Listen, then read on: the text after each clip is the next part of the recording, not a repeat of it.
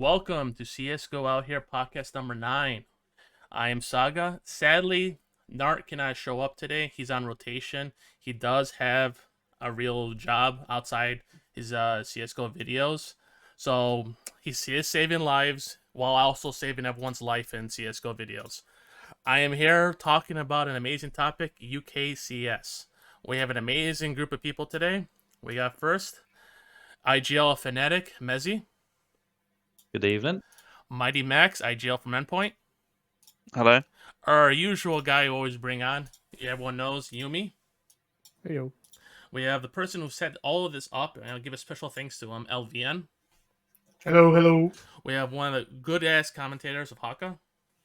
Oh, aye. We have a coach from Gamer Legion, ashhh. Hello. We have a commentator and the king of drip himself, Jacky Esports, Jacky. Wagwan gamers. And we have one of the guys who everyone told me to bring up. It's a freelance commentator, and he's a journalist for UKCSGO.com, which everyone should look up for this information. GrimyRannarr, I'm calling him Freddy. Good evening, everyone. All right, guys. How's everyone doing? And Yeah, not So I bad. like to say the intros felt like a little skewed, like one way or the other. Like, well, I also commentate, bro. Like, come No, on, but man. Like, we- everybody we else inter- getting their own intro. we interviewed you so Do many you? times. Yeah. Oh, We brought you so many times. We know who you are. Everyone knows who YouM3 is. So yeah. he's a commentator. Done. All right. Before I dive into the UKCS, I'm gonna have a easy softball question for everyone. You can free ring it. What got all you guys interested in CS:GO? I'll start Who with wants to mezii. go first? So Yeah, how it do was we good. go- which order? We'll go with commentator order. We'll go with mezii first. Okay. So I got into CS through my dad, who also played Source years and years ago, whenever that was a thing. So I started playing Source, and then in around 2013 or something, then I had a huge break. Obviously, I was really young when I played Source, and then come back to CS and saw CSGO was a thing started playing it around end of 2013 and started playing it there. MiGHTYMAX. Mine's pretty similar. As my brother who's playing 1.6, so I actually started with Source, and then I've played CS ever since sort of like 2007, obviously, a long time. But yeah, YouM3. Played a bit of 1.6, dropped it for ages, picked up CS:GO. Game was trash. Picked it up like 3 years later after DreamHack Winter 2015 or 2013. Sorry, when the Olaf boost thing came out, and hooked ever since. All right, LVN. My one's quite odd. I played Minecraft before I played CS, and I played the Minecraft version of CSGO, which is called MiGHTYMAX, and it had like the texture pack and everything, you know. And that's sort of what got me into it. Then I started watching it, and I only had like a dog, you know, like Mac that has like a big screen. It's like a desktop, and I couldn't run CS, so I had to play that until I could afford a PC, and I started playing CS. Yeah, mine was probably the weirdest. That is the weirdest, I'll say. Dude, I was gonna say, I could imagine people coming from Valorant to CS, but I never considered Minecraft CS pipeline. How many talents do you get? Wow. Yeah, Hawka, same question. I started playing Source like ages ago. Wait, have I frozen on the stream, by the way? I was gonna say, are you dying? I think you're dying. Yeah, I don't know what's going on. We got our first victim from UK Internet. I didn't know if that was just me. Everyone's just accepted It took it. 5 minutes. Just accepted it. I could interpret every like fifth word. Oh shit, okay. So I should go, I'll look into that. Ironically, wasn't it also Hawka that was like, oh, Yeah, guys, who's one even of the us first is going to person? lag, man. Yeah. That was the first one. He's wrecked himself for no reason. All right, if you want to like reconnect, you can join right for you right now. easy. All right, It's gone. Ashh. It's Discord. now. It's his voice as well as his cam. It's Yeah, like it's a little he's both. lagging all over the place. Ashh. We'll let him fix his issue. We'll come back, Ashh. Would you want me to say it now or just? Yeah, we'll go back to Hawka. We'll let him fix his stuff. Yeah, so my friends at school pretty much got me into it.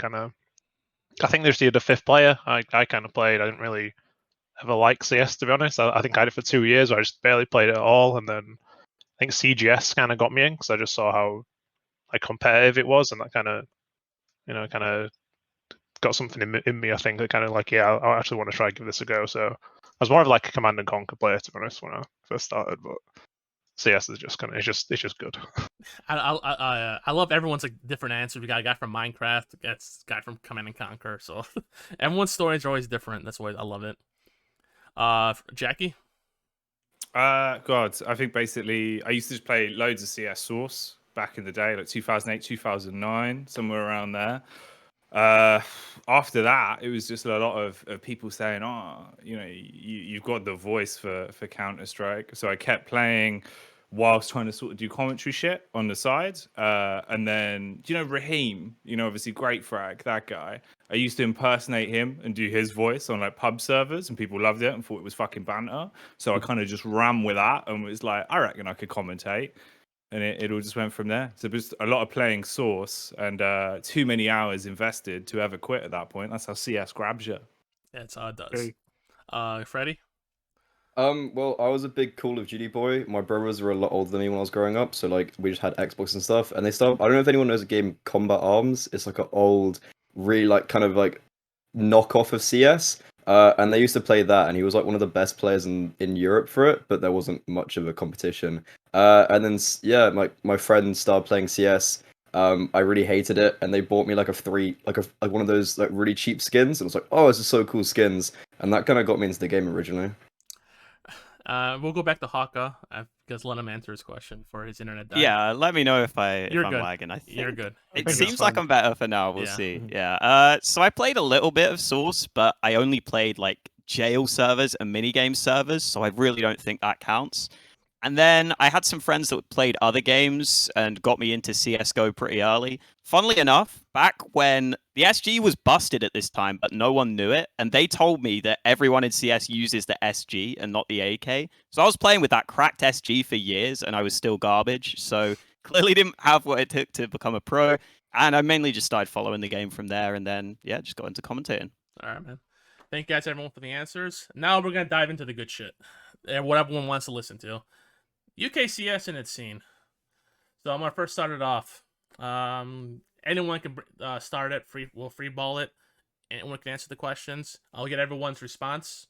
First off, can I just talk about the juxtaposition of you talking about the female CS scene before this one, and then now you've brought in the UK scene as well. I know. It's like you're targeting the emerging markets. You're trying real hard. I'll bring this up. We want to cover the female scene first, and then literally the last Tuesday, LVN messages Nart and I, and we're like, "Hey, can you do a special on UK?" I'm like, "Fuck it, we're doing it." Yeah, okay. And it's all thanks to him. It was not my idea. It was all LVN's idea. I'm just saying. Good guy, LVN. The optics are there. Thank you guys. All right, we're gonna start it off. Free ball it. How big is CSGO in the UK? Small. It's not. It's not. It's not. Yeah. No one really plays it. Not anymore. Was it before Valorant? Was it like big at all? No. No Well, one. you mean like in the public? In the like, public, esports, all that stuff. I had like one friend at school who played CS:GO. No, I don't think it ever has been. What? Yeah. What was the big? What's the big game over there? Like I'll esports? Probably FIFA. Unleashed. FIFA, FIFA and right? COD, right? Yeah. FIFA. It's firstly, it's like PC games compared to console games. I think probably most people have a console rather than a PC, so that's the first thing, because you can't play CS on a console. Yeah. And then when you get into PC games, it's just then again you've got not many people that play CS. It's like probably everyone, if they played at school, probably had one or two friends that played it, but apart from that, everyone else was on consoles or stuff. It wasn't. It's pretty small, to be honest. That's I kind think of. it's Sorry. like, Go ahead. it's shifting a lot more now with the times, but it's especially obviously you give it 20 years ago, basically, stuff like that, even 10, 15 years ago. It's more in the UK especially, it's not looked at as a real career path. So you try and explain it to your friends or family, this is what you enjoy doing, and they're like, oh, why are you doing that? It's a waste of fucking time. You're a nerd, you're sat there oh, cool. I mean, I know I am, but there was no need for that. And it's one of those where you have to really work hard to get any kind of traction to do what you want to do, because people just don't think it's a real thing. It's, you know, gaming isn't an option you can go down. It's a waste of time. It's not a job. Whereas now I think we're a little bit more on kind of turning that idea. Like Fortnite did a lot in the UK in terms of being able to explain to your parents, like, look, I can make money. This is a real thing. And they're kind of a bit more accepting. But it is just kind of the way England works with like sort of the culture of it. You know, if your kid comes home and says, I want to play games for this many hours a day, you're going to sit there and just be like, well, probably not. That's just the raw reality of it. And like you were saying as well, there's not as many PC gamers. It wasn't as big as the market. The consoles were cheaper and it works easier for the average person. Yeah, I think that's still even a problem now, because I mean, if you look at like other esports like Rocket League, Fortnite, COD, Halo as well, there's like a lot more UK top level players. At least that's just a fact of the matter, because of the fact that consoles are more affordable, and they're also like they're a tool used by parents to like deal with their kids to a certain degree. Like your kid can play games, and that's fine to a certain extent, and you can sort of on the sly get better and better and better that way. Whereas like shelling out $1,000+ for anything to be relatively competitive in a shooter like CS or even like Overwatch is much harder to justify. Not to mention, if you do have a computer like that, it's the family PC, and then you know, you're sharing that with your siblings or your parents as well. With that said, I feel like Valorant, though, it's done a really good job at hitting mainstream, not just UK. It kind of goes for everywhere. But then, like, it's brought on, like, the amount of people, whenever I say, like, oh, I'm into esports, they're like, oh, Valorant. That's, like, their straight away first instinct. And I found that quite a lot in England. And one thing, following on, like, what Jacky was saying about how, like, society doesn't really accept it. My school were actually really chill about it, because I only just left school. I'm only 19, so I just left school last year. I like my school were really chill about everything. They were just like, if you keep on your grades, like we'll actually be really lenient with everything. And that was one thing I didn't expect, like, whatsoever. And my uni right now are really cool about like giving me a week out if I need it and stuff. Yeah, I definitely think that's happening more now. Like, when I was at school, obviously, it wasn't. I mean, I'm not that old, so it's not that long ago. But I think for me, it was more like a social thing as well. You know, like you didn't really. A lot of my friends that I hung around with obviously played a lot of, like everyone said, like console games. You know, like FIFA and stuff. And I think same as like Jacky said, I think when you brought into the topic of like PC gaming and stuff like that, I think everyone thought it was like a bit nerdy and so on. So you didn't really want to speak too much about it. So I think it was like probably not even until a couple of years ago that probably my friends from school knew that I actually played like PC games and stuff, you know, because at least where around by me, and I think even a few years ago in the UK, at least it's even now it's not that big, you know. Like Jacky said, I think Fortnite did a big thing, you know, and even now when I'm like traveling to events and maybe get a taxi or something in the UK to the airport, and they ask me what I do, and I say like play games, and like the first thing they say is like what, Fortnite. I just say, yeah, you know, it's basically the same thing, but just stuff like that. I think it's like I still don't think it's where it obviously you would want it to be, but I think it's just not very big at the moment, and I think it's turning, like Jacky said. I think people are getting more comfortable, and like Freddie said as well, with unis like being more understanding with people going out to events or like maybe having to miss some time out and stuff like that. I think it's going in the right direction at least.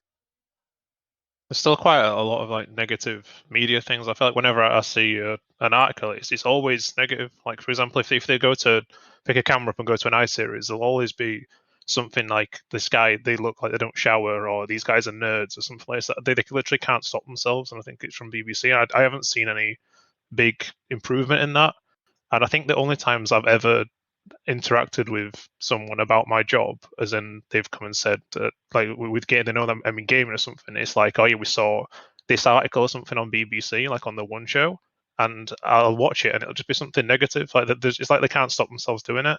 And I feel like otherwise, if I've ever explained what I'm doing, people just don't get it. People might say like there's other people comparing to Valorant or something. I've not really had that same experience, but it's kind of like, oh, you do gaming and they don't understand how you could make a living from it, and then it's the conversation kind of doesn't go anywhere, you know. So I think it was still a long way when you talk to people from other countries, or a long way behind other countries, but maybe it's getting a little bit better. I think it's still kind of, I'd say it's not moved on that much in the last few years personally. I wonder if this is more of a like London thing, because I feel like people around where I am will at least be aware, like they'll be vaguely enough aware of esports where they're like, oh, there's a lot of money in that now, isn't there? Like that's the sort of comment I'll get, and I'll be like, well, it depends what you're doing, obviously. And then also, yeah, I'd agree with what you guys were saying earlier in that I feel like for PC gaming especially, like for me, I don't think I'd have ever got into PC gaming if it wasn't my older brother who had like pushed to get a gaming PC in the house in the first place. I don't think I'd have ever had friends that got me into it. But I think it is definitely getting better now in that if you go to uni, for example, there's almost certainly going to be an esports society at the uni, at least once you get to that point. And that's pretty nice to have just as something you can do while at uni. Like, I don't think at high school you're going to have it as much. I know for my little brother, he does have friends he plays Valorant with. But yeah, when I was back in school, like, there was basically no one playing CS. I think there were a couple of people, and they were playing it very casually. I know for me, at least.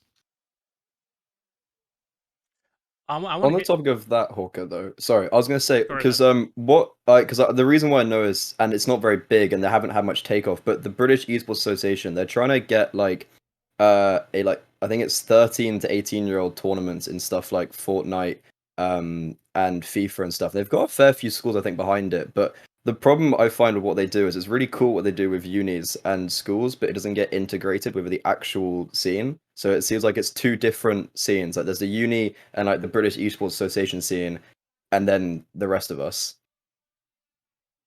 Yeah, I don't know how that goes in other countries actually, because I know in like Sweden, Denmark, they have actually in their schools quite a lot of programs for Counterstrike. Like it was crazy going to Sweden. The bartender at our hotel just randomly said to us, "Oh yeah, I used to be like kind of semi-pro in CS." And then he said he thinks the reason he didn't make it pro was because his like coach at school wasn't good enough.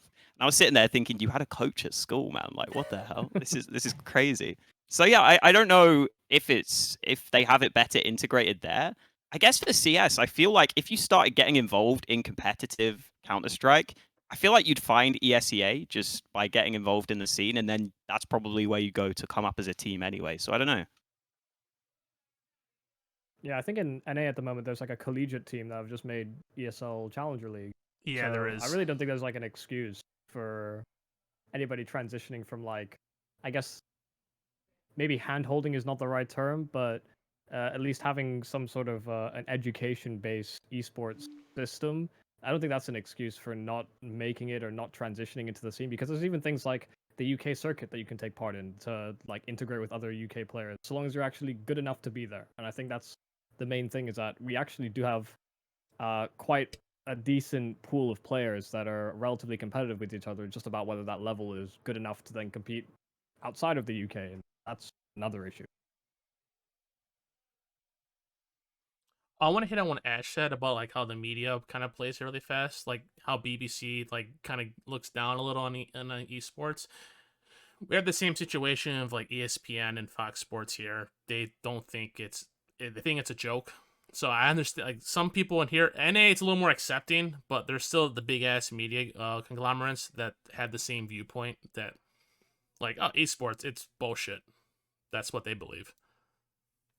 I think all you have to do is just think about what demographics they're actually pandering to. Like, yeah, it's media. How often do you tune in to the BBC strictly for all of their articles or what their coverage is going to be of XY event? Like, I feel like it's definitely targeted at sort of older, maybe more conservative viewpoints. Like, especially when it comes to how it's affecting their kids. Like we're exposed to this both on the UK and the NA side because it's all English speaking, so we understand what everything's going through. But I'd imagine it's very similar coverage in places like Europe as well. It's just when you consider that there are, I think, more success stories to sort of pin themselves to, it can be harder to back the more conservative viewpoint of like, oh, this is a waste of time or this is a waste of time. Because I think if you look at financial documents or financial journalism, they look at esports as being quite like a blossoming industry. Whereas when you think about like the more social journalistic features, they often talk about the effect of kids and is it linked to violence and things like that. Yeah. I think talking about the different countries Yumi was mentioning is that in every event I've been to where it's been like in Nordic countries or in Central Europe, they've had national television from either that country or other countries representing it, and that's something that UK doesn't really do it at all. And they don't necessarily even target. So there was Danish national television in Cologne, and like they were just doing anything. They were just doing the event full stop. Like it was obviously talking to the Danish players, but like by large, they were just there for national television covering the event. It's just something we don't have in the UK. I think the closest we've had is like some stuff from maybe like BBC Three or something, because I know BBC Three targets that sort of stuff. I wasn't really around at the time, but the Gfinity stuff that happened, was that never targeted on TV and stuff? I can't actually remember. So all of it was on BBC Three when we did it, but that was just after BBC Three got moved to an online only channel. So although it was technically on television, obviously it wasn't really. But Elite Series was all on the BBC. I think all of it was on BBC Three online. I think it's in the UK. I don't know. I don't follow like FIFA enough, but I think FIFA have had like some deals with the BBC. Like I feel like that's where it would go, if anything. Unfortunately, with esports. FIFA's been on Sky quite a lot, hasn't it? I saw it was on the main channel, like things like that. Like my dad will come talk to me sometimes, like, "Oh, FIFA was on the other day," but I've never heard anything about Counterstrike or anything like that. Yeah. But it's been good what FIFA's been doing. I think as well, you should mention that Mark Weller's been doing a lot of interviews recently. I think that's kind of a positive thing we need, because it's actually a guy who's involved saying a lot of positive things, So I think that's it's been nice to see that recently as well. I think the thing with FIFA is it's very marketable, and I know the Premier League team a couple of years ago all had like their own divisions for FIFA, and like that's something that's just so marketable by the BBC. Whereas like CS, it's quite hard to market like terrorists and counter-terrorists, and that's been a problem we've seen throughout the years. Yeah, we're gonna hit on that when it comes to the Valorant, because the wording of CS, terrorist, CT, bomb, not the best language in the world to market, especially in like US and UK. I'm assuming, right?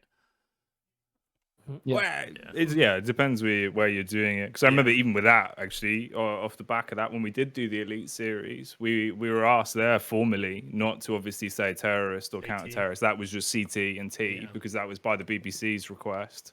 But I think with that, this was like, what, 2015, 2016, somewhere around there maybe? I can't remember. It's all a blur at this point. But like even then, that kind of was softly sort of coming in as like a shadow thing most people would do anyway. Like Anders, I think, was the one that kind of really pushed it way back, where him and Moses just started saying CT and T, and it caught on more so than having to say counter-terrorist and terrorist, just to softly avoid people getting, upset with sort of CS's branding. So I think that one has its own weird nuances to it, where it makes sense, but it's also kind of just like, well, grow up. It is just a word.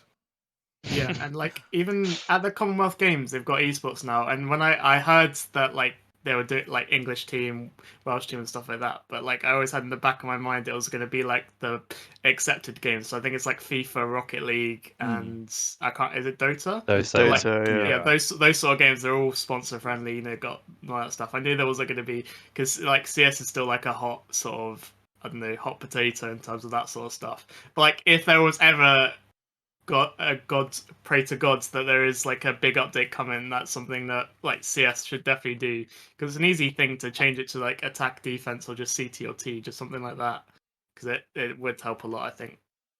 That's why Riot are so like with commentating and stuff in Riot, they're like, you're not allowed to say bomb, and you can't say like, you say spike. You have to say the spike, because of like, I would assume it's because of sponsors and stuff like that. Yeah. All right, guys. Thank you. We're gonna move on to the next question, because it's probably one big one from everyone on Reddit, and it's the biggest question I always got right now, and we're gonna knock it out right now. The general thought press of UKCS and for all the forums and everything is that it's a meme and garbage. That's what we get from NA and on Reddit and all that stuff. Why does everyone think the UK scene is just pure hot garbage at the moment? Because we are. There we go. Ooh, Jesus. What the fuck, man? We're supposed to talk about this. I'm joking. I think that it's always been around the same level. I think it's never been strong. It hasn't been weak. There's actually been periods worse than right now. I think where there's been almost no teams. But I think like post Valorant, immediately after Valorant got announced. Obviously, a lot of people quit, and it was kind of up in the air. But I think the reason why everyone thinks it's bad is because there's not really much representation for it. You look at HLTV for tournaments, and there's never a UK team. Like outside of like Endpoint, if we ever had a UK core, like there was never another. Well, there's probably been one or two teams like Into the Breach and stuff, but it's always the same people and the same teams, you know. So there's never people look at it and go, oh well, you know, it's Into the Breach, it's Endpoint. They don't really see new teams pop up. Never forget YouM3 when they existed. Yeah, and those Yeah. guys as well. Actually, to be fair. Speaking about UK players and just the UK in general, there's a quote I got from Smuya from like the Face It Major, and I'll say it. It says, "Don't be super arrogant, because even if you think you're good in the scene, you're not good in CS at all, like literally at all." Is there an arrogance problem in the UK with UK players at all? I don't know. I think it's a hard one to say. You know what I mean? You can't just sit there and go, they're all arrogant. However, I will say people can be quite full of themselves, to put it nicely. And it's one of those as well where the problem is ego doesn't really get you anywhere, especially not in esports, because it's such a small scene. You piss someone off, that's it. Well done. You might have just burned 6 other bridges in the long run. And especially as being a player, you don't have that many options. You know what I mean? If you're upsetting everyone, you get a bad rep. It's kind of donezo. And I think inherently that is just something that UK people, for the most part, do a little bit more than everyone else. We absolutely love giving it. It's just in our blood. So everyone wants to be the center of attention. You know, you want to seem cool, especially a lot of the upcoming talent that are way younger, instantly thrown into using social media, to being put in sort of, you know, higher pressure situations than kids kind of were back in the day, where they're now sat there with people looking at what they're saying on Twitter, people expecting them to perform well in an official. And if you're struggling all of a sudden and, you know, you don't know how to deal with any of it, it can all get quite skew-off quite easily. Because I feel like people in the UK scene kind of overreact to certain things, when in reality, you kind of want to just say nothing, let it pass, which would be the easier way. I think that's one of the factors that probably affects it more, is people being overly vocal when they should probably just be a bit more quiet about certain things. Speaking of vocality, before I let you guys reach up, I saw this last year in Euros with the England and throughout the whole Euros. You guys were saying, we're bringing it home, we're bringing it home. Like, to Americans, some people thought you guys were just arrogant pricks. To me, I thought it was, you know, confidence. I get it as an idea of fucking confidence that you guys are going to win it. Like, that was just from my perspective. Because I think UK people, I know a lot of people from the UK, they're all confident people. That's what I get from you guys. Nah, it's all a meme. It's like It's we're vibes. joking about each other. Yeah. No one actually believes England. I mean, we could have the best team in the world by miles, and nobody thinks we're going to win it. So that's just all. It's self-deprecating. It's what we do best. I'd say it's the opposite to confidence. Is It's the like UK joking. sort of thing. It's joking until you win, and then it was instead you just flip it to it was support the whole time. You know, Yeah, like, exactly. you try your best. Mezii, any thoughts?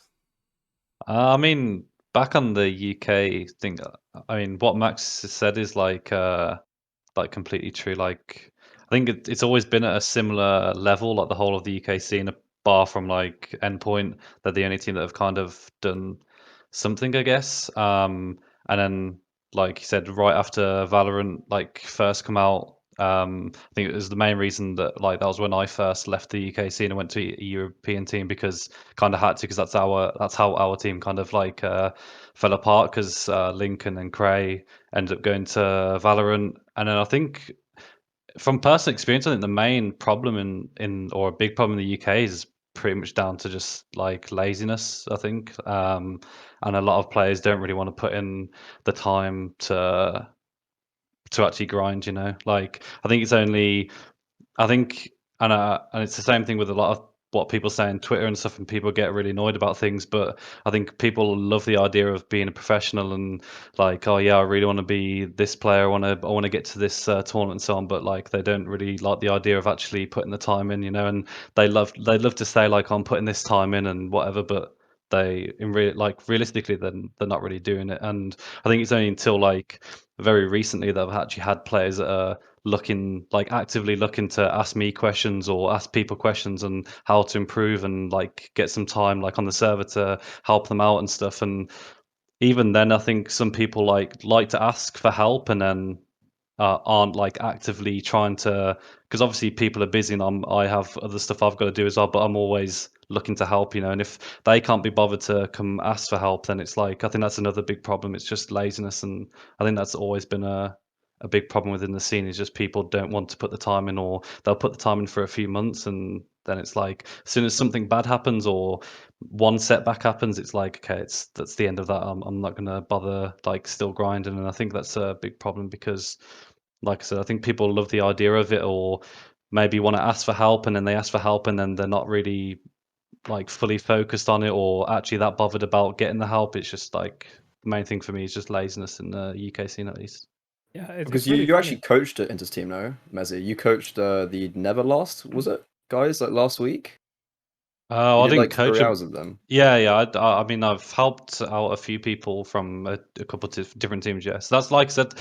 Obviously, I can't be like a coach on the side of like playing professionally and stuff, but like whenever I've got free time, especially in this like player break, whenever I had time, and I'm always down to help people. And obviously, I don't know who needs help, so I can't actively go out and just ask people. It would also be a bit weird, and me going out and saying, "Do you need some help?" and stuff. So it's like if people come to me and ask for help or want some advice, and it's like, then I'm more than happy to help with it. You know, it's just, I think maybe maybe people either are happy with where they're at or don't feel like they need the help, and are just happy with where they are, then they don't bother asking or what. But I'm not really sure what it is. It's just, I think numerous people have always said on social media or on various interviews that they're always happy to help, and I don't know, it's only it's a very small amount of people that actually come and ask for it, you know.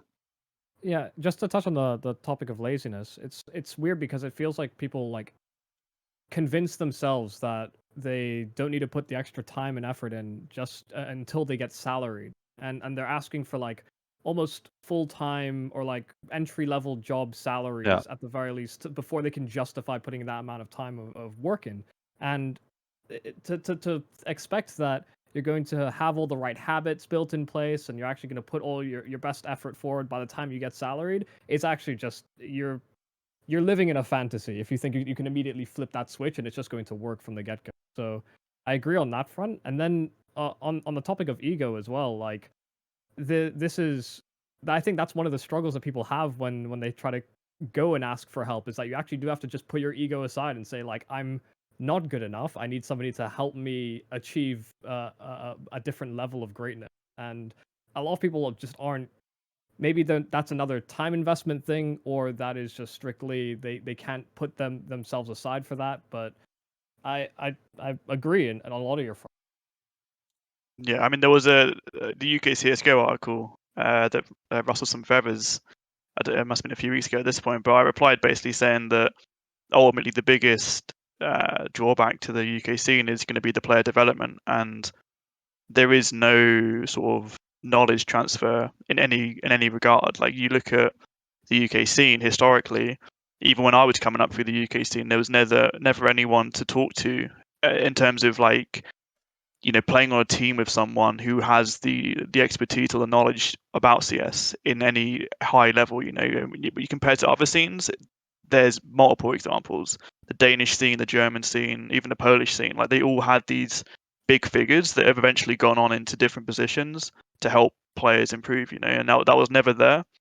And I think, like Will was saying, like people, like I'm happy to help people. Obviously, Will is. I'm sure Ash is. Like, everyone is willing to help people, but it's a matter of being asked to help as well. All right, so to bring the top on that, you just mentioned the development is so bad, like it's bad in the UK. What stuff would you guys recommend to help fix that issue for development? I don't know. Like, I remember I replied to the article on Twitter, and it's like, I can say why it's bad, but it's like, in terms of fixing it, there's no like easy solution. I feel like there's no like outside of like asking people for help. You know, you're not going to make like a website where people can go to and find like like Not Out Here does, you know, like There we go. he has a whole YouTube channel, and like Good shout out. I love it. obviously, Started the plug. obviously you can go on his channel, right? Waiting Like, for okay, well, you know, this team does this. And it's like, well, you can copy what a team does, but if you don't understand it, then that's where the development side comes in. You know, you have to really understand what you're doing in CS. But yeah, I don't know. There's no easy answer. There obviously is YouTube content, but I don't know. Do people guys do people from like Twitter or like Pogs from the UK ask you guys, like Ash, mezii, and Max, like what can I do to help? Do you actually get people actually really ask? Yeah, I have been asked before, but like recently, not really at all. But again, at the same time, when I have been asked, it's a matter of like trying to balance it with Your playing schedule. myself. Yeah. But yeah, I mean, like I'm sure we're all here to help. It's just a matter of if we can have the time to do it. Yeah, I feel like I used to get messages all the time. Like, I would say 2 or 3 times a week. I bet I haven't had a message in 6 months suddenly. I don't know what suddenly changed or anything like that, but I've had so many messages where they'll ask me, like, it's almost like they're asking for shortcuts, it feels like. And I'll write out a big message, but like the summary of it is basically there's no shortcut. You need like a constant dedication, and you've got to stay motivated, and it's a lot of hard work. And then I'll see a tweet longer a week or 2 later. The same guy I talked to's quit, and it's like, you've just thrown in the towel in 2. So what are you expecting in that time? Yeah. It's a long process, and it's been worryingly consistent how many times I've seen that. So it's just, I think it kind of points down to a little bit there is laziness kind of in there as well. I think also to come back to the thing you said earlier about the whole perception of the UK scene being arrogant. I think also as well that arrogance isn't like a UK CS trait sort of thing. It's in the every other scene has like Some very arrogance, arrogant players yeah. and things like this as well. You know, like you're gonna load a matchmaking game any point, and there's going to be anyone from any nation is typing stuff and thinking they're the best or whatever. But I think for a player point of view, if you are being arrogant, you should kind of know if you're like very cocky and things like this. You need to be careful about that, because I'm sure Endpoint have done this sort of thing, and probably Fnatic as well, where you look at players, someone that you like, and you'll go through and you'll find out as much as you can about the personality. And if you've got a couple of guys that are pretty similar, and you've got a super arrogant guy and a guy who looks like a good teammate, if you might take the guy who's a good teammate, even if it's at a slightly worse level, because that arrogant guy can be kind of hard to work with. I think the UK scene, there's too much. I'm on a stream, I'm going to be an idiot, or I'm putting my stream on myself, and I'm just going to act like a dick to everyone all the time. And people are just thinking they're being funny, and it's probably in the long term hurting them as well.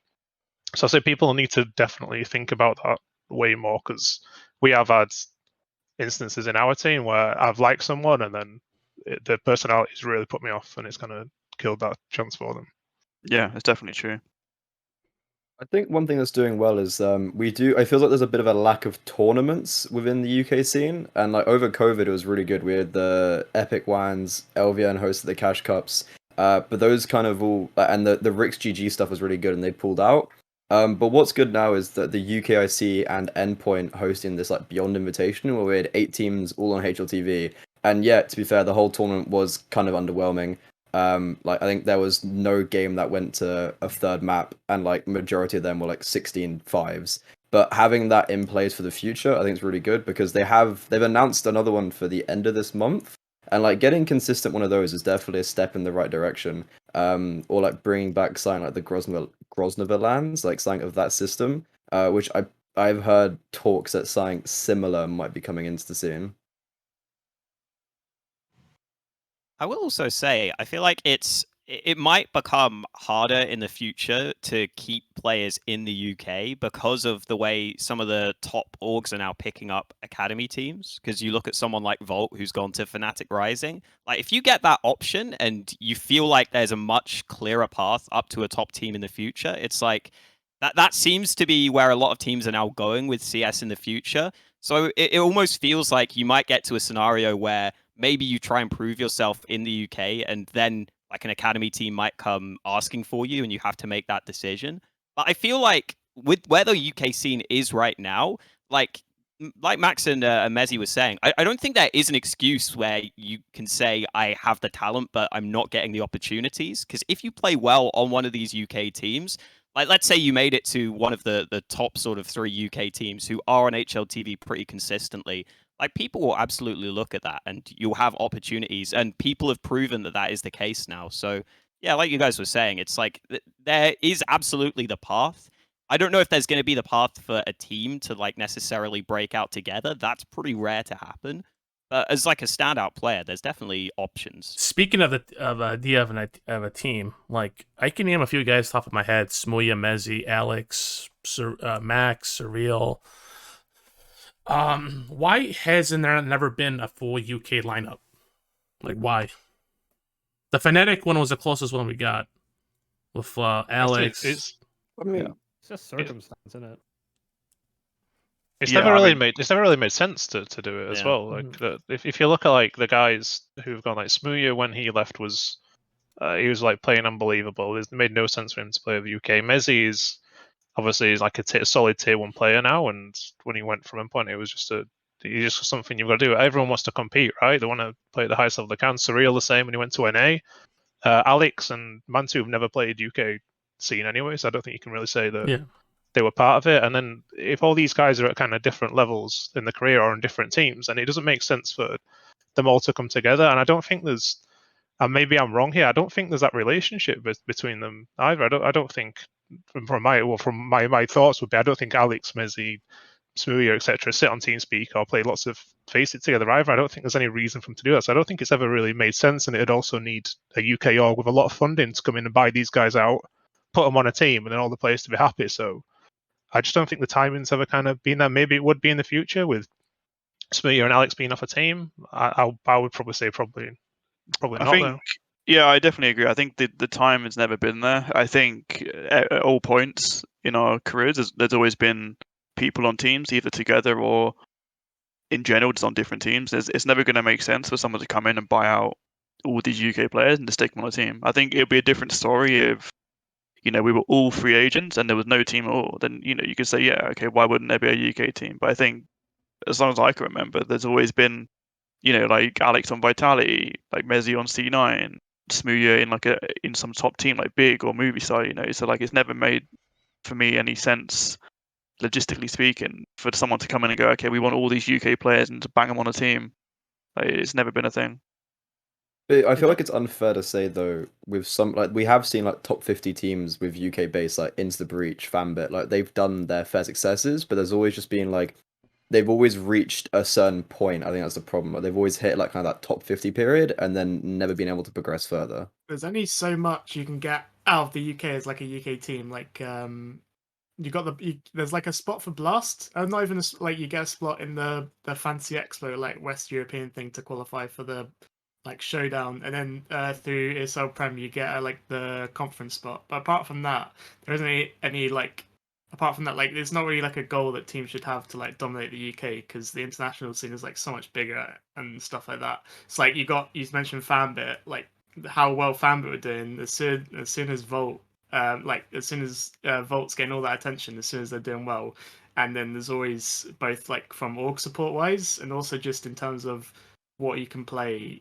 It's always brighter horizons outside the UK teams. And I think as well, one thing that maybe people don't think too much about when it comes to, like, say the 5 UK team, for example. I think, like, I don't know, I can't speak for like Max and stuff, but when Endpoint are looking for players, because it's an English-speaking team, there's so many options because Europeans can mostly speak English, so there's so many more options. Whereas, like, if it was a Swedish-speaking team and they didn't want to switch language and had to speak Swedish, you're stuck to like one country. Whereas like English speaking teams, you've got so many more options that can happen, and I think that might be one thing that happens in terms of like a 5 UK team. But I think I agree as well in terms of just the timing and whether it would actually work in the first place. Theoretically, if you stick 5 best UK players together, would it even work? That sort of thing. Yeah, you can either get somebody with a lot of experience coming out of Europe that's a free agent, or you can get somebody that's like up and coming, that's grinding through like rank S or FPL or whatever, and more than likely they're going to be able to communicate effectively. Like that's the one area that the UK scene has really messed up in, because the stock is high in terms of being able to fluently speak English, but there's also just so many people that can do that in all these different countries that yeah, you just have more issues than you have less going for you than even some of these European teams. Because if you're, as we've even seen with like Esatag or or device, like even if you speak Danish, like Swedish isn't too far away, you know, like you can almost make that transition within a few months, maybe, if device is even still around. So yeah, we've really messed up in terms of not being able to get people into these positions, like either advancing through FPL and actually just making a name for yourself in that regard, or just having a fully based UK team. Because I think one of the issues we encounter as well is that you don't have proper, you don't have UK orgs that are capable of sort of funding a full 5 UK roster. You're talking about having like a massive budget to pull all 5 players together to some degree.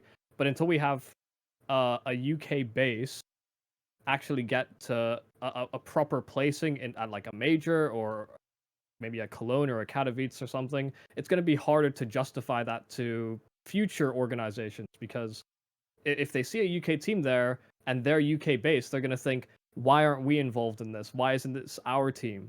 Whereas if we're never in that spotlight, then there's never that conversation.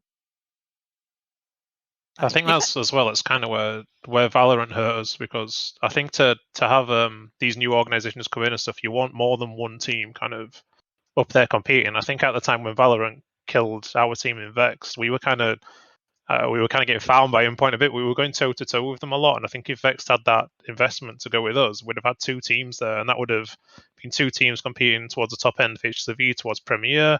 Those guys, then when we were playing each other in EPS or whatever, we'd have brought more viewers in then, and then the new guys as well coming through. Instead of looking at 5 slots on Endpoint to get a position, they've suddenly got 10 spots on 2 teams, and the guys on both teams as well, they're filtering like down onto TeamSpeak, right? So you'd have Link and Cray and people that's sitting on TeamSpeak afterwards playing face with other guys, and those guys are then integrating a bit more, and there's kind of more going on. But I think Valorant, with killing that team, set us back a bit, because then Endpoint as well, they've got, who do Endpoint get if they swap anyone out? Like I'm pretty confident that Endpoint want to go UK, and if when they make a change, if they have a UK guy who's even like a bit worse than a EU guy, they'd probably go for the UK guy. But there's like nobody there anymore, and I think Valorant dying Valorant coming in kind of killing that sort of thing really kicked us back quite a long way. And I think we kind of need that second team, and maybe Into the Breach can be, well, I guess the main one now. Maybe Into the Breach and Fanbit can be that kind of team that come back in and do that, and then maybe the organizations come through from the background and look and see, yeah, we've got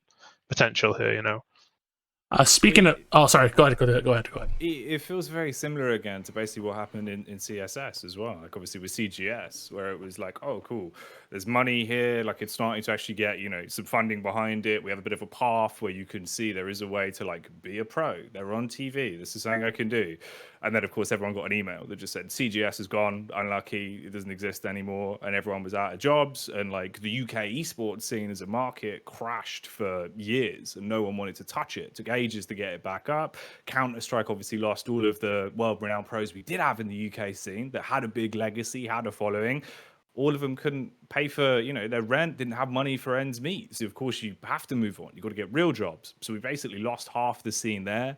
The ones that did stuck around then got filtered again because CSGO was dog shit on launch. It was absolutely awful. No one wanted to play it. So that player pool got smaller and smaller. Whereas now, finally, before Valorant, it looked like we'd sort of expanded it again. People were getting salaries, which of course was the topic every time you go to LAN for like 5 years. Where 5 years ago, all it was is one day we'll have the salaries. We'll be able to be, competitive teams. We'll be able to make it work. We'll actually have funding. We'll have orgs.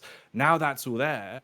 But again, like you're saying, Ash, the scene's kind of lost a big shed of players, and also lost a lot of those people that were quite good at passing on information, right? Like obviously way back in the day, people like Critical that would actually put the extra time in and helped a lot of other players in early CSGO and kind of moved on the UK scene. She as well to extent in a different way of teaching people. But I feel like now you've lost. They fear the teaching into you. But it's like now you've lost so many of those older people that can pass on sort of the knowledge or bring up a lot of talent. You've got people that are coming in that instead of going, oh, sick, look at the top team in CS, I want to be like that. They're going, oh, sick, look at Boaster, I want to go play Valorant. You see what I mean? Like there has been so many series of unfortunate events. UK CS is kind of like the Lemony Stickit books, but just a bit worse in the overall storyline. Just Gumpster at the end, he's the one trying to steal the fortune. Yeah, I'm I just do never agree gives with up. that. Though. I think actually historically in UK CS it's been quite unfortunate. obviously you had CGS, the rise and fall, and I think even you skipped over it, Jacky, but I think Gfinity had the same effect. Yeah, true, Everyone, it did actually. That was probably obviously like, the big second. Gfinity came in and like they had this whole big presentation about how it's going to be so sick for UKCS, and obviously a lot of players it was their first time getting salaried, and then after a year or two it was gone, and then all of a sudden we were back down into this sort of pit of despair where a lot of people quit, and then people didn't have salaries and they had to quit. It took like another year or two to recover, and then obviously Valorant came out, and then like Ash was saying, like Vex were like pretty on par with Endpoint at the time, and they were like they were competing, and then the whole team was gone essentially, and then everyone sort of went their own ways. So yeah, I think it's quite unfortunate sort of the history of UKCS as well. So you guys just brought up the next topic I want to hit on. It's Valorant. You guys answered it. Pretty much Valorant kind of killed the UKCS and like the tier. It killed the scene a little. We all agree on that, right?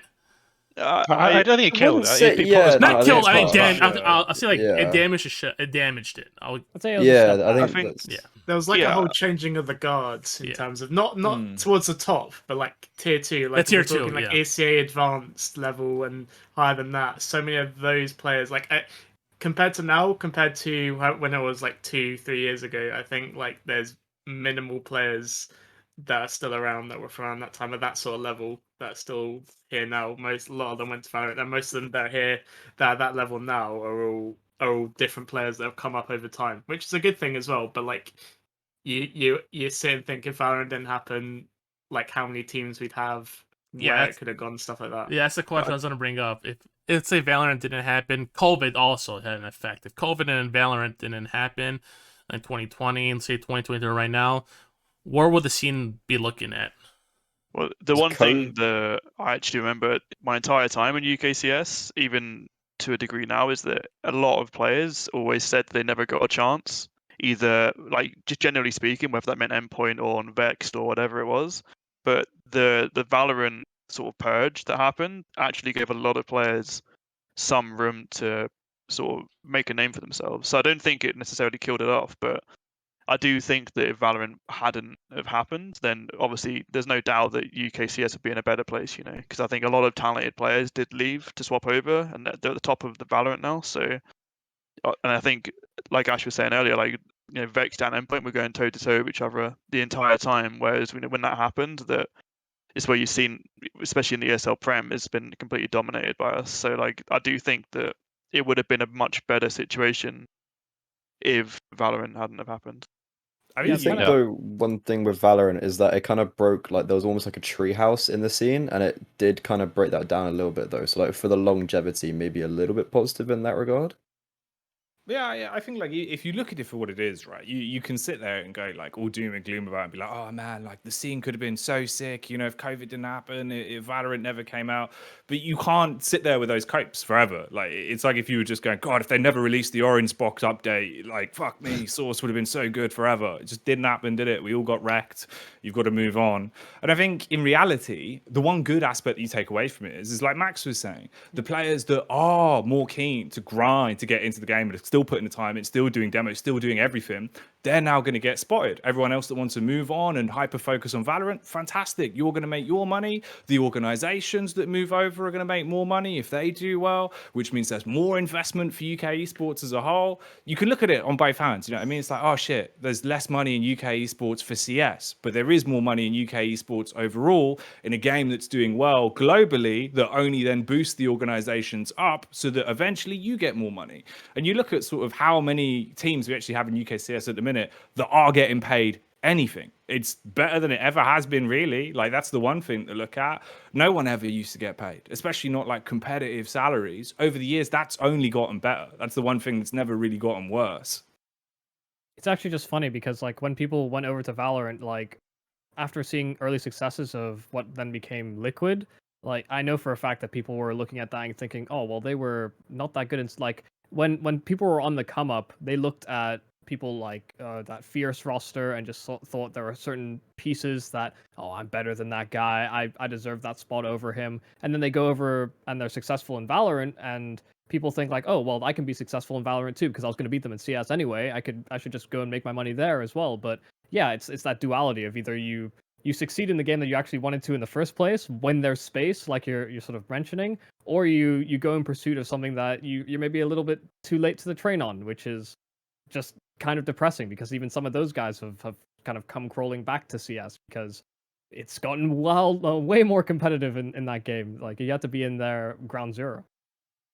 I mean, on the topic of salaries in the UK, I feel like it's an interesting point of a couple of months ago, it felt like a lot of teams were salaried, and now, like, we look at some of the best teams, like, I'd say, like, excusing maybe, like, Endpoint and Insta Breach, like, looking at teams below that, you kind of have a big lack of money coming in, and, like, we've got, apart from those two teams, our best team is under an org but not salaried, and actually sets quite, I'd say, a bad precedence to other orgs going like, oh, if they're not salaried, well, I don't have to salary my team.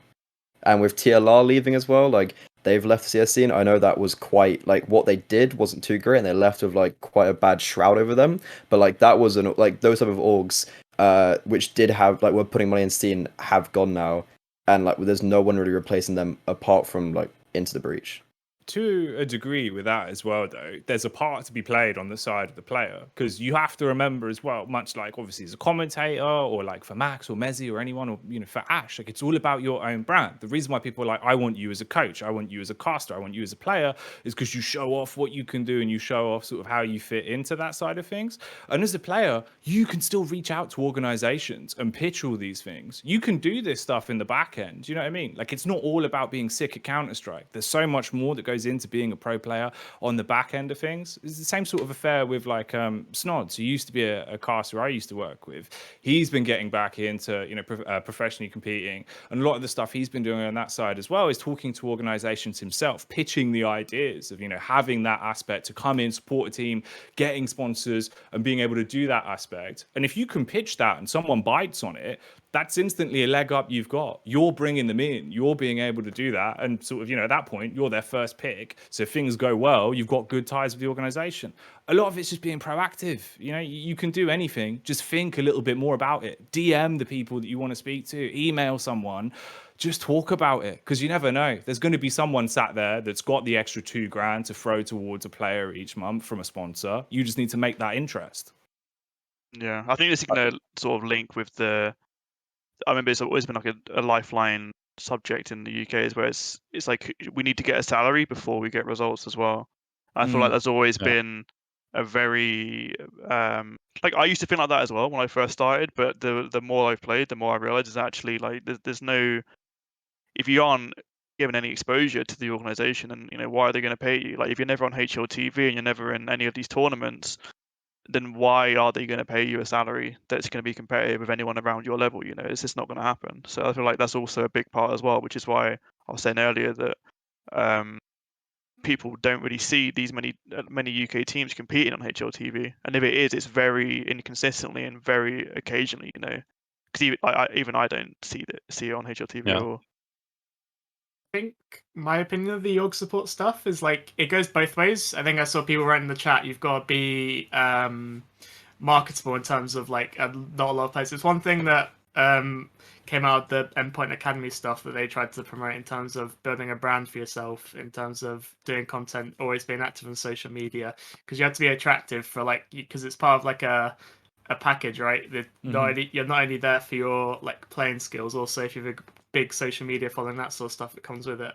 But I think in the scene right now, if there was a team like that had the same following individually, the same like skill and same results as like a team like Into the Breach, I think UK org wise, I think they might find it hard to get the support they need. I don't think there's as many orgs as there used to be like a few years ago pre-Valorant that were like offering like bigger support. I don't think there's many teams that were before COVID compared to now that are deserving of that support, of like have the results to show that. But it's sort of like a weird thing where I don't know it fully, but in my opinion, UK wise, I think a team, if they were orgless and at the same level or a bit lower than Into the Breach results wise, I think they'd find it hard to get that sort of support from a UK org, in my opinion. Hey, I want to hear Hawka's little input on this as well, if you have any.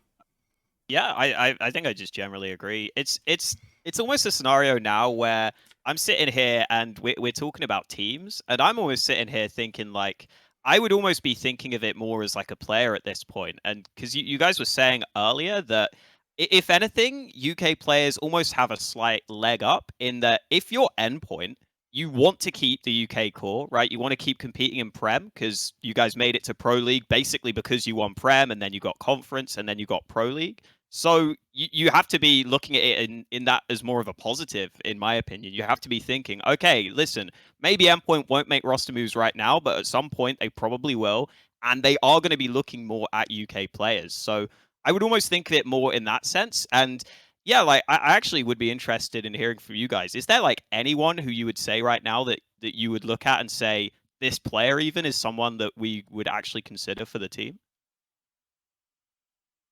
Gotta be Cypher. It's gotta be one runner. I know Yeah. for sure. I just like in terms of any like really new names, like I personally don't think I have any. In terms of new Suwu. names, no. Yeah, well, I Suwu, think yeah. that's what they need to develop as well, don't they, you guys? I think what I like to see at the moment is I think Cypher's come a long way in the last year. I think Jamie G was as well, but I think he's got his own reasons why he's not playing anymore. I think there's some other guys. Well, like Wolfie, for example, seems far better than he was about a year ago, and it's extinct from Echo. Sorry, I think he again is another guy. You watch him, you can see like a good player there. I think there are players that are definitely progressing, like for sure. I think we were talking about it with brands. Like we go to these lands, and I never see a single player doing content, or like a single organization doing content. I know like TLR reached out about doing it at one stage, and then just like nothing worked with what they were doing. And like no player streams. Like if someone like that, you see a few times like Shubi putting a stream on for PL, or like I've seen like a few times in the past few weeks like people streaming PL here and there, but it's like one stream every month, and it's like just getting that consistency. And like also like we were talking about being proactive and going to orgs, and if you can go to an org and be like, oh look, like we bring these engagements as well, like we're not just a player, like we bring more than just playing the game. I feel like that would be that would actually be a big game changer in the UK scene. But that's literally all it is. Like, it's really not that hard to a degree. You've just got to think of how to market yourself differently. Because if the market's too oversaturated, where you want to be a pro CS player in the UK, but no one is going to give you a salary, and all you're doing is death matching every day and playing aimbots and going, well, this is fucked, man. Like, no one's giving me any money. Do something else alongside that. Work it into your schedule. So when you wake up, add that extra 15 minutes into the morning of sending emails and just going, look, here's what we can offer. Do literally anything you can think of, even if you think it's not going to make any bit of a difference. It might, that's the easiest step, is just do something extra each day, and there probably will be more of a kickback to it. But all of that does go back to what mezii was saying ages ago. It's just about having that actual drive to do it, and then never give up in the middle when you don't get any of the instant sort of gratification. It might take years, it might take months.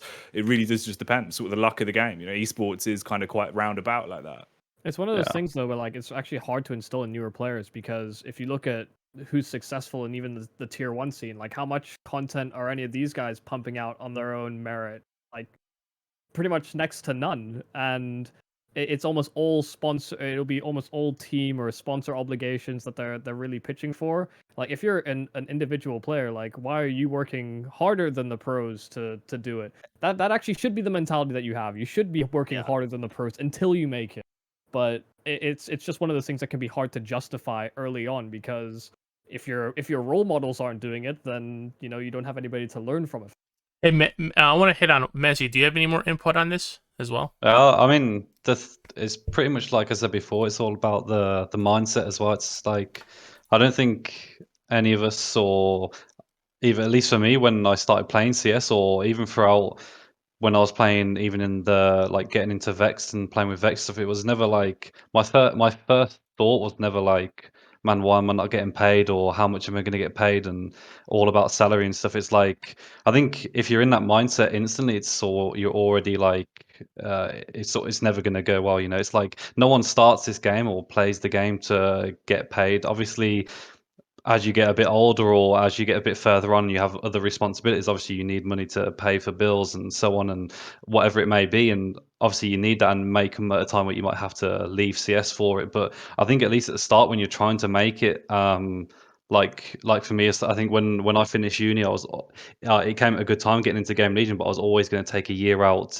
no matter what happened, to at least try and make it. And my first thought wasn't like, oh, I need to get paid, or why I'm not getting paid, and kind of moaning about, you know. And I think kind of touching on what LVN said as well, it's like I don't know if it's like maybe I'm not focused as much on it, but I think if a team isn't performing, say, like you said, a lower level than Into the Breach, is like do you still think they should be paid if they're playing at a lower level than that? You know, it's like obviously the support needs to be there, but it's like and obviously everyone wants the org support to be there, and it's a bad thing. It's not great that there isn't plenty of organizations there in the UK to give it, but it's like if you're not at a certain level, then of course you're not going to be able to get paid to play the game. And I think it's obviously a harsh reality, but it's the kind of way it is, you know. And everyone has to grind to a certain level to be able to be paid to play the game and get and however it may be, and like whatever it may be. But it's just, I think if you're at a certain level, of course you're not going to get paid to play the game. It's you have to grind to get to a certain level to be at that, you know. And I think obviously the support comes in many ways, and I think when I was playing in the UK, and obviously it was like maybe getting some land support and little things like that's obviously great. But I think in terms of salary, I think maybe people downplay it quite a lot in the UK and just expect to be paid, you know. And it's just like, I think it's a pretty big thing to be paid to play the game, and it's obviously a big privilege to have it and a great benefit. But like I said, I think you have to be at a certain level to for that to be a possibility. And I think if you're not at that level, then obviously you can't be paid to play. And it's, I think obviously it might be harsh, but it's like I think a lot of people need to realize that you have to change your mindset. And the first thing you should be thinking is like getting better and putting in the grind, not how much can I be paid, and kind of focusing on that. Yeah, I think like Jacky was saying earlier, it's like you either have to be in a position where you can come to an org and say, hey, look, we're on HLTV, we're doing well, or you have to have something else, right? And it can literally be like you come to the org and you're like, hey, we're actually working really hard. Here's our proof that we're working hard. Like even that's going to give you more of a chance of having a leg up, because you're going to have to come to the org and say, what can you provide over whatever random other people that might be in the same position that they're looking at. Since we're hitting, one sec. Since we're all hitting on orgs and all this stuff, I want to bring up a topic with hit it on with the organizations and tournament organizers. I want to first start off is the face of Gucci Gaming helping the UK scene at the moment? Well, like not at all. No, like there's literally nothing to do with the UK scene. Nothing about this. Nothing. Yeah. I'm just wondering. That whole project is so weird. Like, I don't know anyone that actually knows what's going on with it. Yeah, it's pretty useless, I think, in my opinion. For right now, it is. I think it's in development still. But I want to hit on the orgs and the TOs. Like for this, I did some reading on the articles for the tournament organizers. Like they had the biggest tournament is ESL Premiership, which happens like twice a year, correct? Yeah. And a little bit more. It used to be 3, right? And it went down to 2. Yeah, but they cut it a couple of years back by 1 or 2. But yeah, Prem's been there for years. Has the quality gone down over the last couple of years of the tournament? It dipped, but that was because of Valorant. But I think just the way the UK is, I think it's sort of like the skill level quality is definitely improved. And it's always like a reliable TO. In terms of like the tournament operations and like the broadcast, it's been downsized. Like ESL UK's head office got scrapped, and they've now basically outsourced to what is basically the old ESL UK people to do like online broadcasts instead. Like it's not LAN, right? It's not LAN anymore. Right? No, it's not at all. No. Yeah, it used to be. No idea whether LANs are coming back. Yeah, no one knows. Not even like if you ask, they don't know. It's like.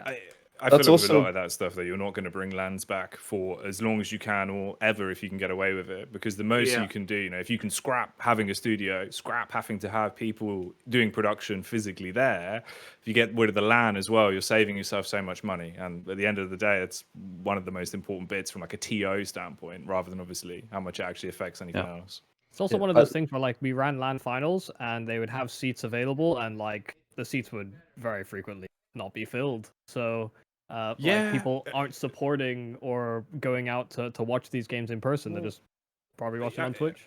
I feel like the problem with that is as well though is like I did every season of the UK Prem from season 2 in 2015 up until like whatever, like 3 years ago. I think the last time I did a Prem show was, but in that space of like 5 years, I did every season, every week, was always there.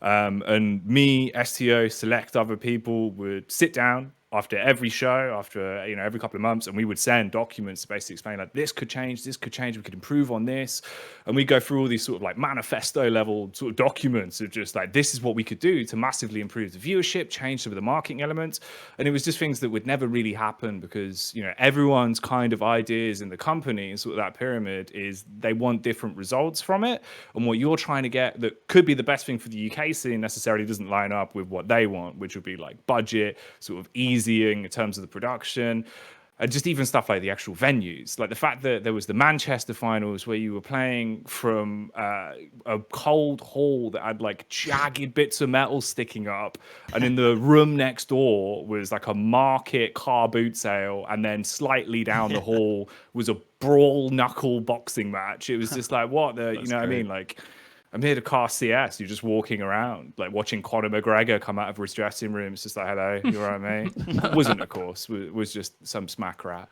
Oh. I think also, like we're talking about organizations. If you look at all the other regions, you have like these really cool like Power Liga in Denmark, and like all like the other ESL regions seem to have like LANs. I know the German one was like an absolute shit show this year, so kind of discarding that one. But like even the Benelux have a LAN for theirs, and we don't have anything like that. And so that would bring so many eyes. Like you were saying, okay, fair enough. In seats, it doesn't tell anything, but like, online that brings a lot more eyes to the scene and creates a lot more hype and competition.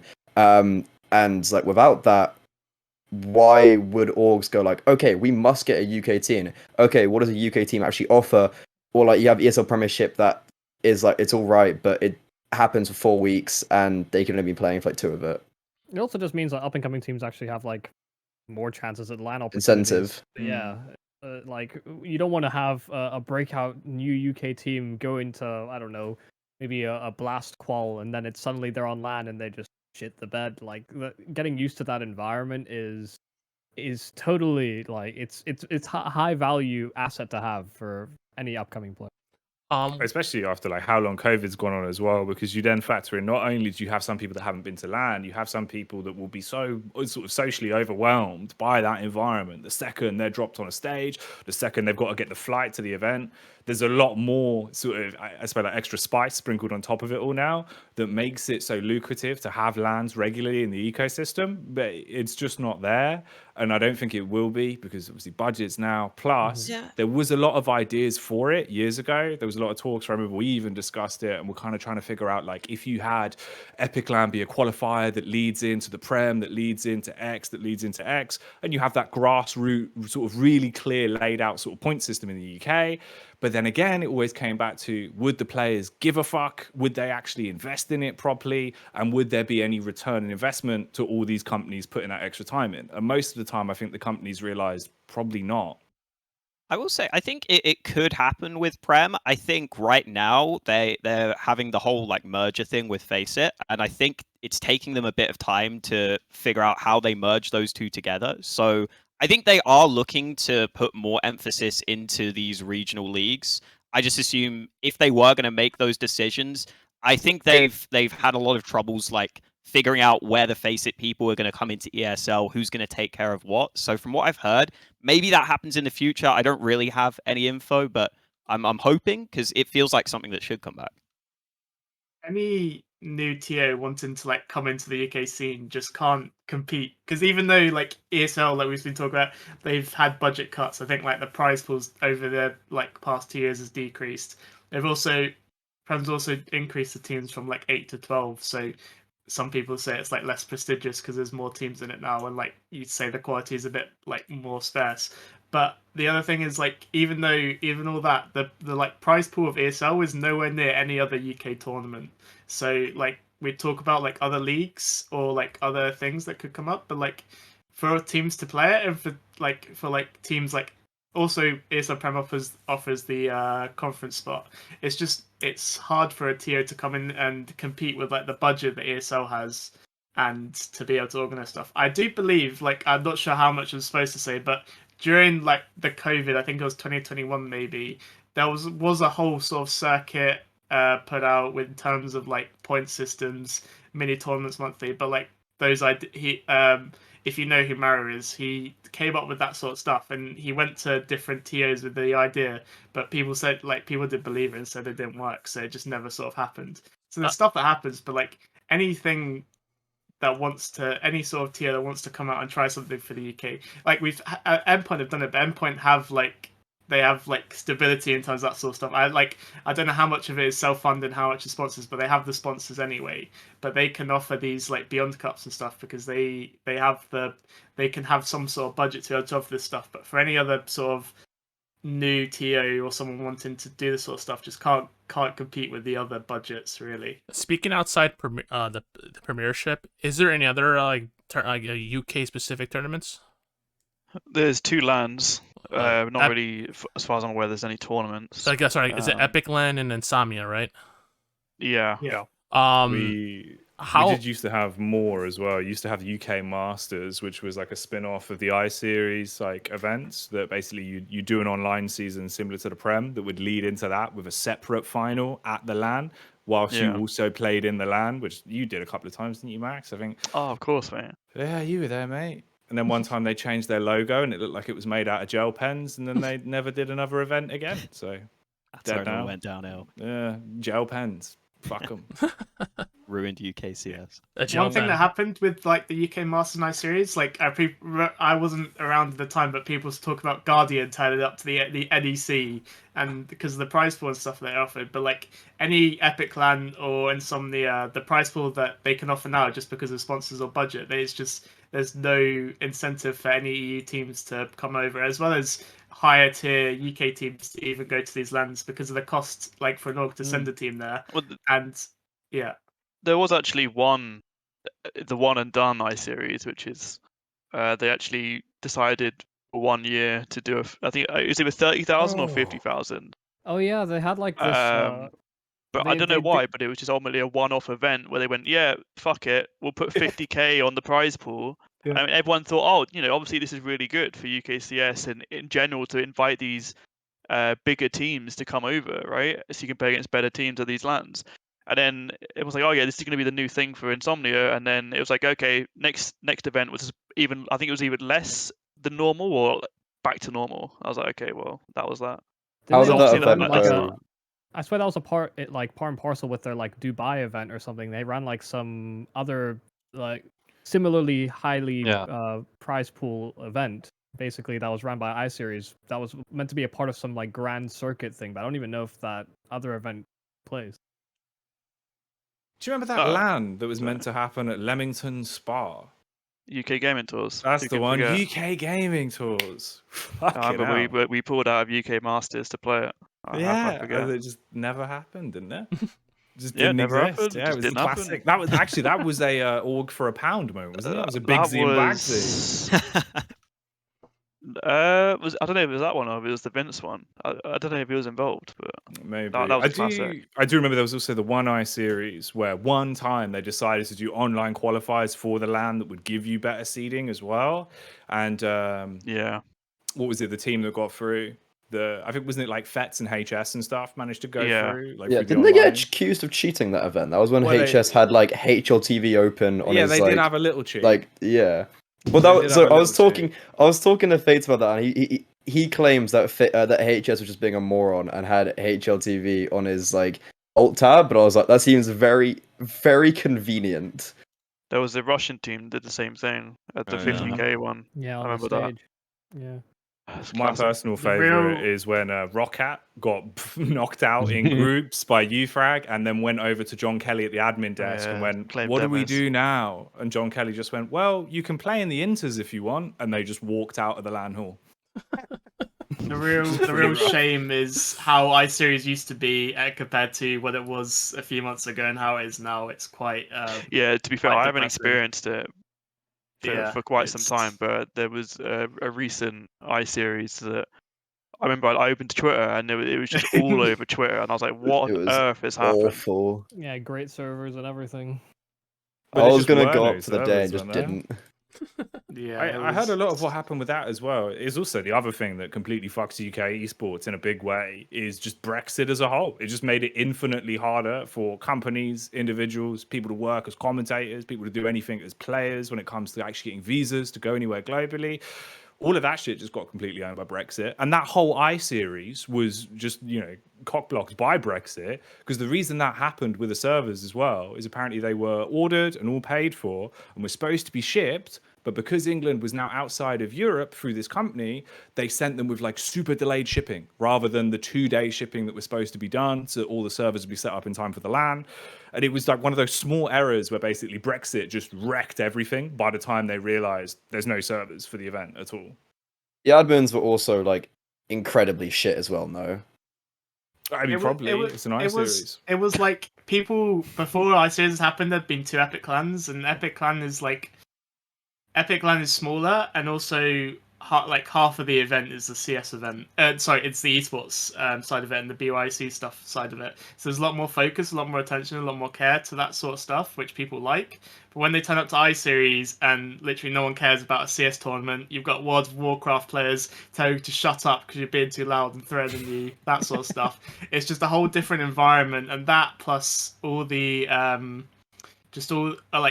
in general, even though how badly the I-series event went and how much it costs to go, the I-series management just didn't care really. The feedback wasn't given after the event in the best way possible, but some people did try to give feedback, but even then it wasn't. There wasn't even an apology for how the event went and how it was run. Really, it was pretty bad, to be honest. In fairness, other games yelling at CS players isn't just unique to Insomnia. That's happened at an Epic LAN before. I think it was 26. There were a bunch of StarCraft players playing next to the CS guys, and they're just screaming at each other. And these guys are like, "Please shut up! You're too loud." There was the StarCraft stream. This LAN was right behind Emp's kids, and I was thinking, I just felt so bad for them because every 2 seconds you had Rory just screaming, and you could see the official StarCraft stream just stop, look up, and just go them, and just look back down. I'll bring up one more topic before we close off the UK section, because you guys pretty much knocked it out of the park. You answered everything for me, even answering the question, so congrats to you guys. But there's one article on UKCSGO.com. I don't want to rat him out, single him out, but EternalJay shared his thoughts. I bet you are. Go. I didn't want to do it, but I will do it anyway. Yeah, he's not going to be nice. You forced my hand. EternalJay. You forced my Jay. Whoever this guy is. Yeah, he heavily criticized the UK scene heavily. His quote said, "We're back being a joke at the internal scene." From my perspective, I think you guys are on the upward trajectory. Does he have any backing to this? What do you guys think of this? Yeah, I think he great. does. Do you want to go back? Yeah, I did see, first of all, before reading it, there was a lot of negative responses to it. Yeah. So I thought I had to read it. But yeah, after reading it, I think he had quite a few valid points. Maybe it's a little over the top that it's a joke, but it's definitely, like you're saying, on an upwards trajectory. I think you guys are. That's my from an NA's perspective, looking at UK, you guys are in a very upward trajectory. Yeah, it's just the one thing that I find it hard to do is to keep track of the UK scene, because for me, I always compete in these European tournaments, but I don't see these other UK teams in there. So for me, it's always hard to judge specifically on what what these UK teams are doing. So, but I did read the article in full, and I did think he had some valid points. I just think that I think there was a part where he was saying that people are being lazy or something, and I think ultimately if you aren't going to improve, then that has to be a part of it, right? But this is the article that I replied to that I was saying earlier, where it all comes down to player development, and I think that's the toughest part of improving. It's just knowing how to improve. I think just his take in general was, I think what most people realized was maybe just a little outdated. I think if this article had come out maybe 18 months ago or pre-COVID, that might have been true, but to have seen how many teams came out of not only COVID and Valorant and to see how many teams we even have in like main comparative to like 5 or 6 seasons ago is so much more than it was before, and it just doesn't seem in line with, I think, where he pictures the scene. It in some respects it felt a little out of touch, his comments, but I think he had he has a real basis for those claims. It's not as if those have just appeared out of thin air. Those are real takes I think most people would stand behind very strongly just like a couple of years ago. I think he was. I honestly think that the main problem with it is the title of the article was not favourable for him. Yeah, at all. exactly. And That's why the way he phrased some of his answers is pretty poor as well. But I think in general, most of the points were like kind of bang on. Like if you go for like the title of the article was, it was bad in my opinion. where UK scene's a joke, something internationally, right? But if you look at the teams, if you don't class Endpoint as UK, which I guess they're not now, the highest ranked team in the UK has got just added 2 Swedes, which isn't in the breach, who were 80th or something like that. So not fair enough. I don't think you can say anything much about that. I think the EPS thing was bang on. I think there's been a lot of controversy there that I think just hasn't come out. I don't really know why, but the whole, I know that's not me having a go at anyone, but the whole Endpoint using 3 UK players to play it, of which one of them was Thomas, who was filling in for Into the Breach, plays against them, and then plays again with them afterwards. And then they go through to the Conference League, and they take the UK spot and then become an EU team again by just instantly putting the player back in. I think if Into the Breach had like an actual committed 5-man lineup there and they weren't a mix themselves, I think there would have been like a real potential shitstorm there, because you, at the end of the day, if you're creating a conference slot from the UK scene, which I don't agree with particularly anyway, compared to some of the other nations that aren't getting one, but if you're going to do that and then basically give it to an EU team, there's something that doesn't sit right with me. And then also the whole thing as well, which I couldn't believe I was reading it, but it's kind of like almost in line with people complaining about salaries, was everyone complaining about his comment about people going to LANs to drink. I don't think I've ever in my entire career fucking playing ever gone to a LAN and people not bragging about how drunk they're going to get at the event and then going out. And for most people, it's supposedly the reason they go. They're talking about, oh yeah, I can't wait, I'm going to get drunk every night, I'm going to go out, and then they're there. And what happens is the second the game's finished for the day, everyone goes to the bar and gets drunk, and the casters of like Jay are going to be seeing that.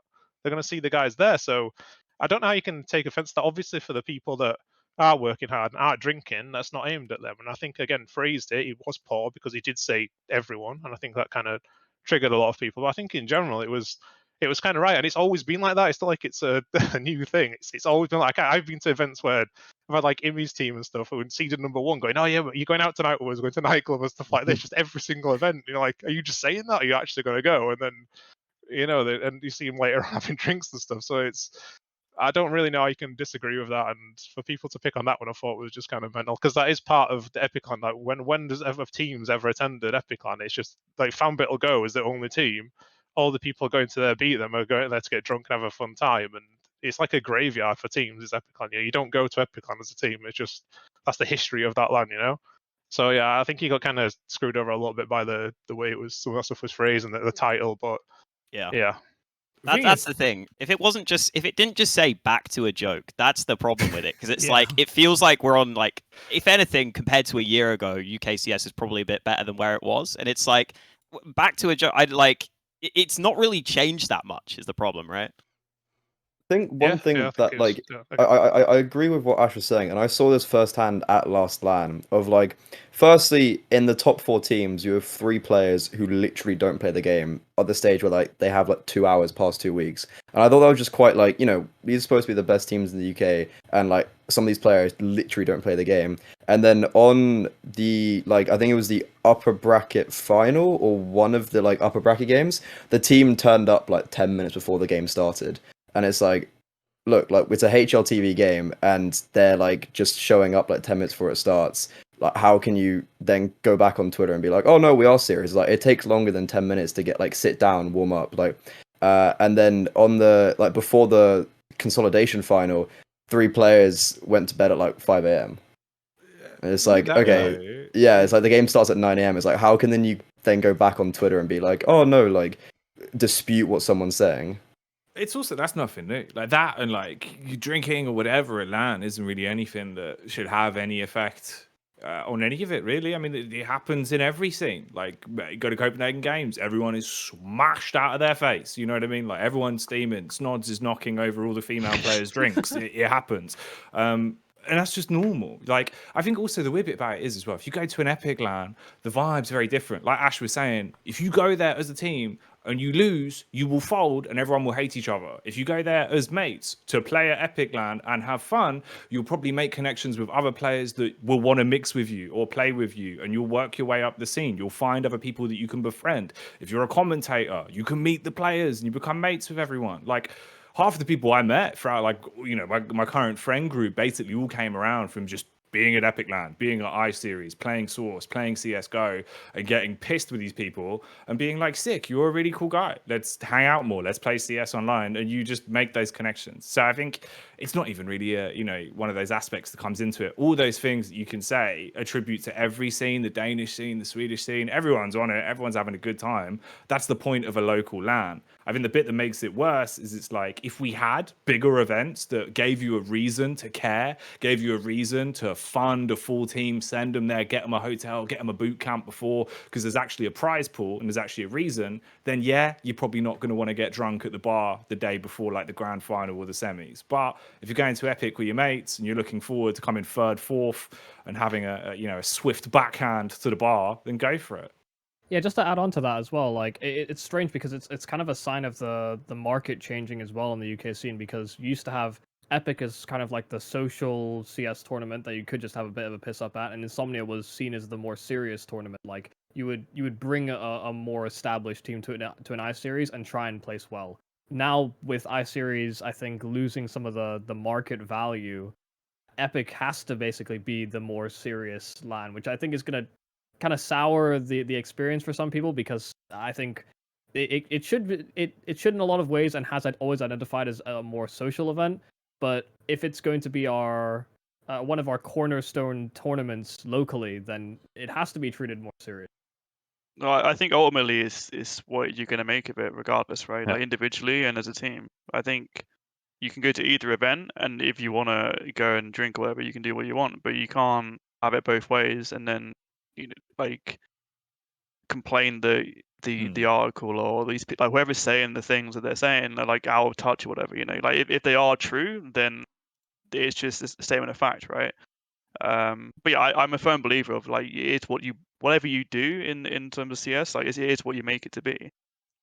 Yeah, I think that's the main problem I had with the whole thing as well. Is like just people wanted to moan for the sake of moan, you know, and like the whole thing with like you said, you make it out what you want it to be. You know, it's like, if you're gonna go and drink, go and drink, but you can't be the same people on Twitter moaning about what EternalJay has said, and then saying, "Oh, we're taking it seriously," blah blah blah, and then you're the same people going to LAN and drinking and not taking it seriously. You know, it's just like that's the main problem I had with it. Is obviously it was a big like blanket statement he made, and obviously it annoyed a lot of people, but at the same time, you can't kind of put out there on Twitter that you're the it's like this false identity, you know, of I'm really trying hard and this isn't me. But I mean, a lot of people talk, you know, and everyone also knows you're the same person or the same type of people that are going and drinking. It's like you said, if you're going to go and drink, it's not a problem. It's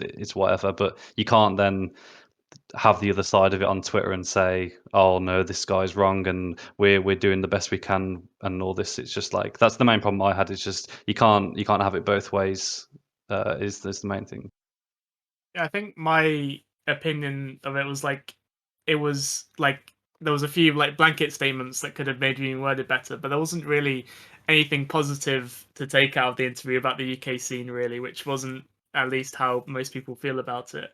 But I think the main thing is also Jay has had a few instances of being quite down about UKCS. I think like there was a time he was casting the ESL semi-finals against Endpoint versus Blackhand, when Blackhand almost beat them, and he referred to the game from Blackhand as like a life game rather than they didn't mean it maliciously, but like they referred to it as a life game when it was a close game when That's Blackhand true. could have just played well, and Yeah, like that's true. it didn't go down well and stuff like that. It's like it's viewing it as negatively when the team could just be playing well, but like referring to it as a life game is a bit like dodgy. It's one of those though as well where I feel like that's also something that comes from if you don't have a competitive background in the game as a player and then you move into commentating, and especially if you're like even back in the day, especially I sort of did the same thing where I was like, you know, I was part of the UK scene. I watched the games, knew all the players, played with the players, cast all the games. It was the games master. He plays the game. He is the game. But it's one of those where if that's what you're doing, you're so wrapped up in that echo chamber that you have thoughts that make sense to you and the people immediately in the scene, and it would be like, okay, yeah, I get that because I know the storylines. But when you say that to the global CS scene, it can make no sense at all or be really hyperbolic and, like you're saying, downplay certain achievements when they're not really there and stuff like that. So I think it's one of those where if you have that as you're so heavily involved in one scene and that's what you care about the most, you say things that might not really have, you know, as much effect in reality. And it's also, if you don't have that sort of, you know, player background, it can be hard to know where the real important moments are sometimes because you get so sucked into it. If that's your whole focus and you don't have sort of the, you know, the grounding to look back on of like, well, that was a dog shit play, or actually that was really sick and did win them the game. You don't have that context. And I think sometimes you can say things that really have no matter being said, you know?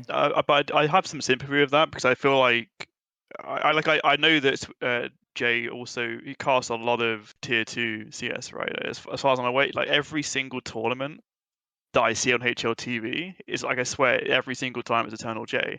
So I'm like I feel like he might be in the same boat as me, where it's like he doesn't know like UK CS as well as maybe we should have, you know. Like I don't know about Ash or Will, but like I struggle massively keeping track of like UK players, UK teams, like who should be doing well. Like I remember there's been several points where in the ESL Premiership they ask us to seed the teams, right? And it's like, man, I don't know, you know what I mean? Like I don't know what these teams are capable of. And essentially that could be the same thing where it's like where he's been casting all these, you know, these higher tier tournaments that, you know, on paper, Endpoint, like he would see it as Endpoint should be beating Blackhand, you know. But then when he's saying, I don't know what he said, but if he was saying whatever he was saying, then, you know, like I can see where that might come from if he has the same sort of knowledge that I do. Yeah. It also, the only thing I will say is it also just means if you're tuning in as a viewer, like first time UK CS, and that's what you hear, you're like, oh, well, you're kind of just sitting there like, oh, okay, well, that's not that exciting to watch then if they're not going to be a team to watch for, you know, like even if that is your opinion, I think you either just don't really say it because it doesn't really help anyone, or you can just it's just something that doesn't need to be said on broadcast, I don't think. Yeah. Yeah, especially like when you control the narrative of that and you're someone that's like, you know, a lot of where you found your stock in esports comes from one scene.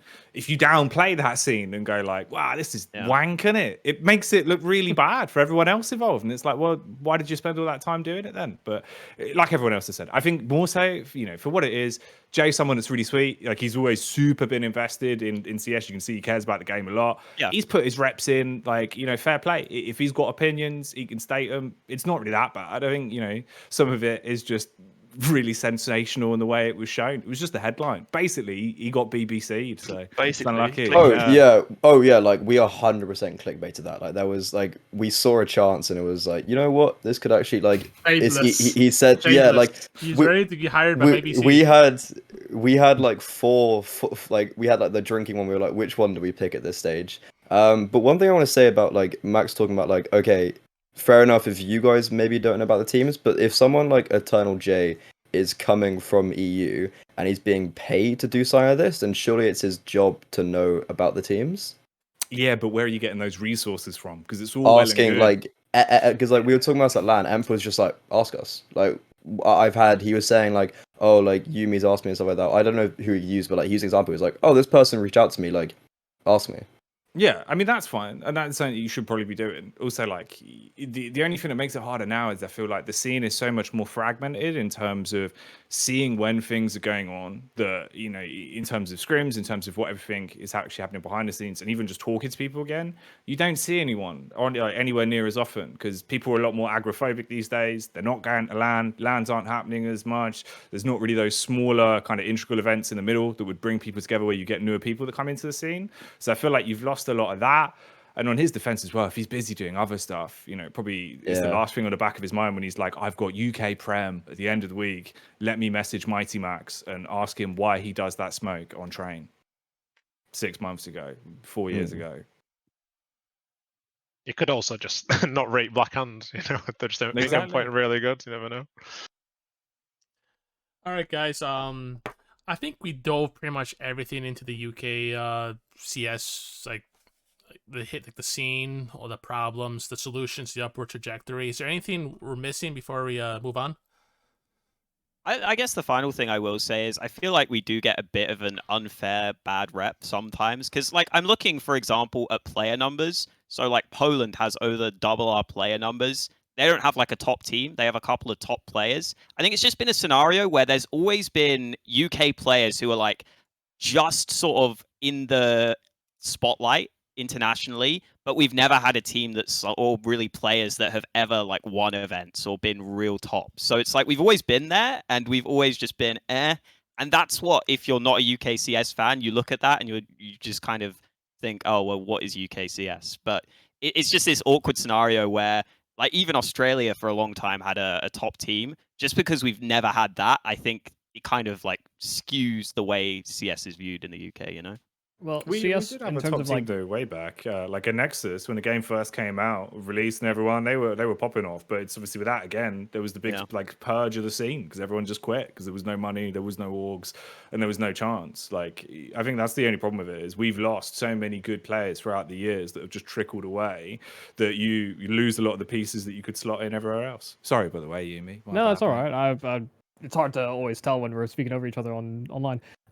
Yeah, it's also just like it goes back to that whole marketability of English speaking nations. Like first off, viewership is largely watching the English broadcasts. Like I think outside of Brazil, most of the people watching these events are putting it in English, and so some of the narrative is definitely going to be pitched towards English. Yeah. And when you think about English speaking regions, NA gets a lot of the short end of the stick in terms of being kind of shit on. The UK is going to get that burnt as well, and Australia are just given the exception because they're so far away from where Europe is that like the feasibility of them competing can just be pretty non-existent if they're locked out. So yeah, we're always going to get kind of an unfair comparison to other regions, even if but we also are a very vocal small player base if you really think about it. Like we like to pipe up. Yeah, we also just have so many casters and stuff, right? I think that also keeps it in people's minds. Like, why are there no good teams there? mezii. Then the Max, casting and thing Ash. is like it goes. Yeah, the casting thing is just like it's like I was like this is what Jay said I think in the article as well. Like I asked him about the casting. He was like, well, like we speak English, like we can wordplay. So I think that's like it's like a different topic in itself though. Also, I hit on before Freddie interrupts. No big deal. mezii, Max, Ash, LVN. Any input? Anything else I missed? Sorry. Oh, I sort of going on the point, but like as a UK player, I think there's like a stigma against UK players in a lot of aspects in terms of like if I go and solo queue a premium Faceit game and they see I'm solo queued and they see the UK flag, there's instantly like, oh god, UK player on my team. And there's definitely some bad apples in the scene that give us this name, but I think it's no different to other countries, to be honest. But I do think we do have a bit of a stigma, and it in terms of that sort of stuff, it does, but it does hinder opportunities. But also, if you're good enough, it doesn't matter what country you're from, you'll get opportunities as well. I agree with that. Yeah. I don't think any teams or anything think that about UK people either. It's just a meme thing. It's never gonna go away, I think. Yeah, like encountering a Danish 5-stack on Faceit, like you come to terms with it. And you're playing Vertigo on them. mezii, Max, anything I missed? No, I don't think so. No. All right. We're gonna just move on. Just a little like personal little questions. Nothing in depth. before we close it off. I'm gonna start off mezii.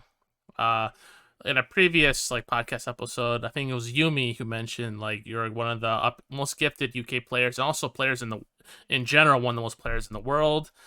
And my question is, were you always slated to be the IGL for Fnatic? So I mean, obviously once the whole roster changes happened with like Alex and it didn't work out there, I think we always had talks of me doing it, just because I did a lot of the second call and was always interested in like creating new strats or like helping out in server time and having like a bit of a voice there. So when that kind of roster change happened, obviously we were always still looking to see what options were available in terms of IGLs.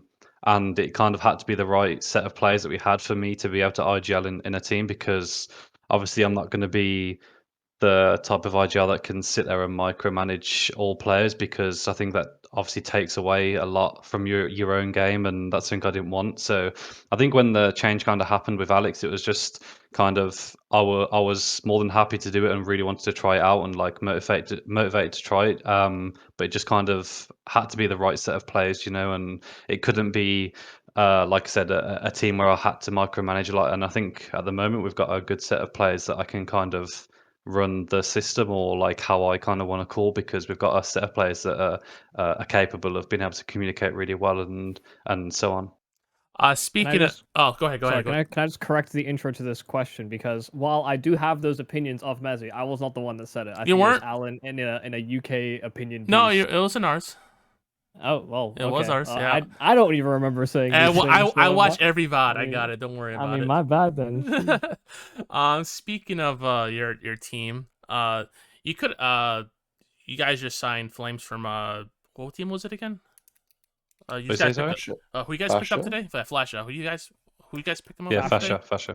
From what team? Sorry. From Ecstatic. Yeah, from Ecstatic, and you also picked up Nico Das and Roy from Copenhagen Flames. What's the outlook for Fnatic going into Pro League and also going into the major? I think obviously it's hard to tell at the moment. It's coming straight out of the play break, which is obviously unfortunate. The major quals have been kind of placed here, which is obviously another topic. But I think for us, obviously we had a good amount of time off, and at least before the play break, we were able to implement some good stuff with Nico and Roy and get on well with them. We had a small like boot camp before one of the lands before at the play break, and then now obviously just picking up Fashion, and had a small chance to play with him like before to trial some of him playing in the team. And I think obviously it's going to take a lot of time, because there's obviously a lot of new roles for people. I'm playing a lot of new positions, and obviously a big shift in me IGLing. So I think it's obviously going to take a lot of time, and the way we're playing and the way we kind of see it, like I said, how we want to play is a lot based on communication in the team. It obviously takes a lot of time, especially with people or players like Nico, Roy, who have never played in like a English speaking team. They've always played in Danish teams. It's obviously a big difference for them. But I think obviously with the firepower we have and the potential we have, we can obviously make playoffs, and obviously the goal is to make the RMR and so on. But it's obviously really hard to tell at the moment, because it's coming straight out of a play break where we obviously have had the break and not played so much, and we still need to have like add so much and get to know each other even more. So I think it's just hard to tell at the moment where we're going to be in such a short space of time. But I think with just on firepower alone, I think we can make a lot of upsets against some of the bigger teams in Pro League. And lastly, what can we say? What can we see from you going from 2022 and 2023? You hitting HLV top 20 at all? Just coming up? I mean, probably not this year. Not this year. But say next year. Let's go next year. Next year, I don't know. It's a possibility, but I guess like for me, especially in the role change, it's not something I'm gonna focus on too much. And obviously, it would be great to get into the top 20, but for me, it's just like it's just a full focus on like the team aspects and getting to where we need to be, because obviously Fnatic's a huge organization, and we've had a lot of success over the years in CS, and it's kind of getting us back to at least to a level where we can start competing for titles and stuff at these big events, because obviously we haven't been there for a while, and it's just obviously where Fnatic need to be, and the fans kind of expect us to be there. Yeah, I want to see Fnatic back in the major. It's been a long time, and I hope you guys actually make it. Thank you. Yeah, I mean, I need that signature, so. Yeah, and I can help design it if it need be. I do a hell of a signature for anyone. All right, I want to move on to MiGHTYMAX. First off, I was gonna ask if I could add a question. Go right ahead. Okay, you've played under 4 great in-game leaders: Max, Adam. Thank you. Alex and Ash. Ash, were you calling it back in the Xenix days? Yeah, I was actually. So yeah, well, there you go. Out of those in-game, like who? Obviously, with you taking over in-game leading roles, which version of calling do you like most align yourself with? I suppose. That's a good question. I guess probably most with Max. I guess with how we played in Endpoint. I think is kind of how we probably how I see the game the most. But also, I think I learned quite a lot from obviously everyone I played with. Ash, I've spoke to throughout all the years, and learned a lot from him. And even with Alex as well, played in C9 with him, and then in the early days in Fnatic. It's like I think it's about taking bits from everyone, and I think, like you said, I think answering your question is probably the most is from Max, I guess, in like the style and how we kind of played. All right. Can I ask one as well, actually? Go right ahead. Sorry. Go right ahead. So you mentioned, and I actually spoke to you about this in Sweden, about like your fragging ability, and you said it didn't want to, like, you didn't want it to be affected. Yeah. Now you've had more time in the saddle, and like you've got the full 5. Looking at scrims, like, are you still performing in the same way that you used to? Yeah. I mean, I think there was always going to be a hit initially on my performance, just because it's a lot to take in, and obviously it's completely different going from second calling to first calling. But it's just like, for me, I was playing a lot of positions and roles before, where even I guess in Endpoint there's a lot more star roles, and then even in Fnatic I never really played star roles at all. But now it's more, I think it's definitely more outside of my comfort zone in the roles that I'm playing. So it's always going to take time for me to adjust, and I think it's always going to take a hit on my performance. But I think as time goes on, it's like I think I've always been a player that can kind of take on new roles anyway, and over time get used to them and be able to get the best out of them. So I think over time, and even in practice before the play break, it was going well. So it just takes time, with same as anything. Who's your second caller now then? Because I remember you said it wasn't like as defined last time we spoke.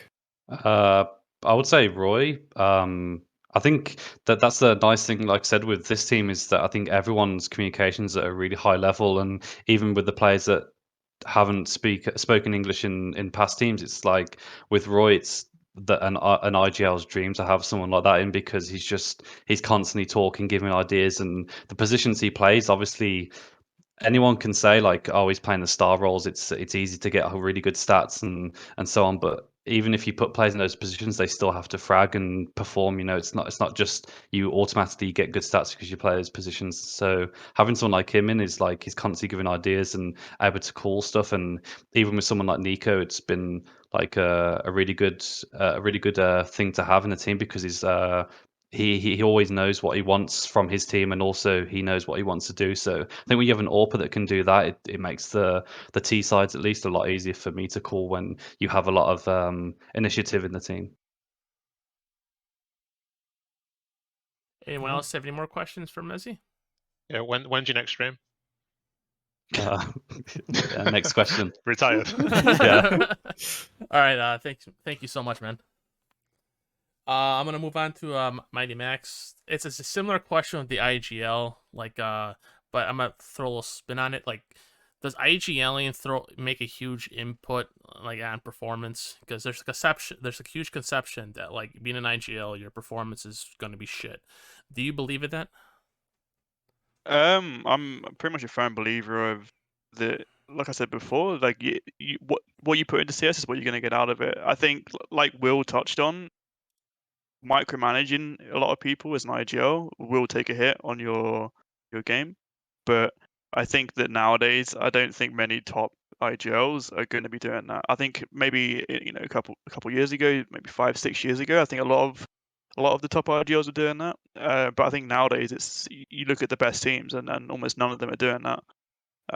So like I aspire to play that style, but I'm much more of the player that will take the lesser positions pretty much all the time. So in that regard, I guess it could impact your stats compared to other players, but not off the bat of just being an IGL impacting stats. I don't really think so. No.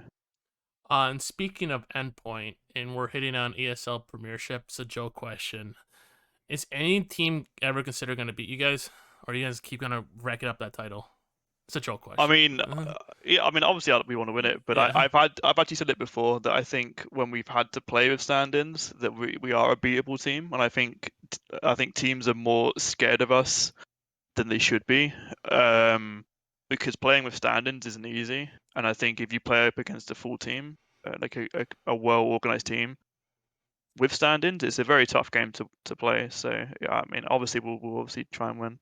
And speaking of endpoint, you guys been kind of on a steady climb up the HLTV rankings, and going into Pro League, you beat Heat in Order. What can we be seeing from endpoint going into Pro League?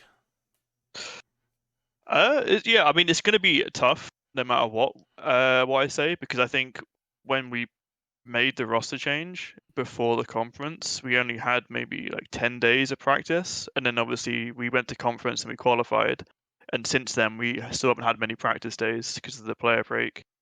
So yeah, obviously we're wanting to do well. We're wanting to win the 3 games and make it into the playoffs section. But again, it's going to be a lot of work because we are changing a lot of things, and myself as an IGL, I'm learning a lot from Regin. So like for me, it's nice to see a big improvement so quickly. And you pretty much hit the other question off it, but I mean, asking it. Is there anyone else have a question for MiGHTYMAX?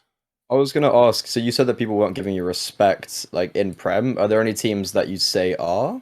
Oh, no, giving No, too much respect. I mean, Too much. I Too much meant respect. they give us like they Like see too us. afraid to peek Yeah, and stuff, is it? yeah. Like the peaks and Like stuff. So like, I'm pretty sure I saw either in an interview or something, people like see that they're playing us and just give up instantly or something. I'm just like, obviously that's not ideal, but when it comes to these like best of 3 playoff games and then the finals and stuff, like it's not, we are good individual players, but when you play with a stand-in, like my capacity as a caller to call strat, it goes down like tenfold, because these players aren't going to know all the strats that we're going to run and all the call outs and all these things, so it's a big hit to us when we play with stand-ins, but I think that like I was saying, teams give us way too much respect. That's just giving away the secrets to success. Just beat them. Stop respecting you. Stop respecting and just beat them. Is anyone else for anything else for MiGHTYMAX before we move on? Do you think you could still fit in the back of a car boot, Max? There we go. Yeah, I'm sure I could.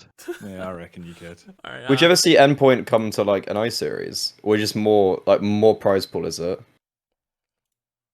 I mean, most of me saying no, but then again, like for us, what is there any value in doing that? Because for us, we look at tournaments in terms of their prestige and what we can get from it. Like if we win an ice series, what are we really going to get from it outside the money? You're not really going to get many HLTV points or anything like this. You're not going to get ESL ranking. You're not going to get anything like that. So it's unlikely, but I'm not going to say never.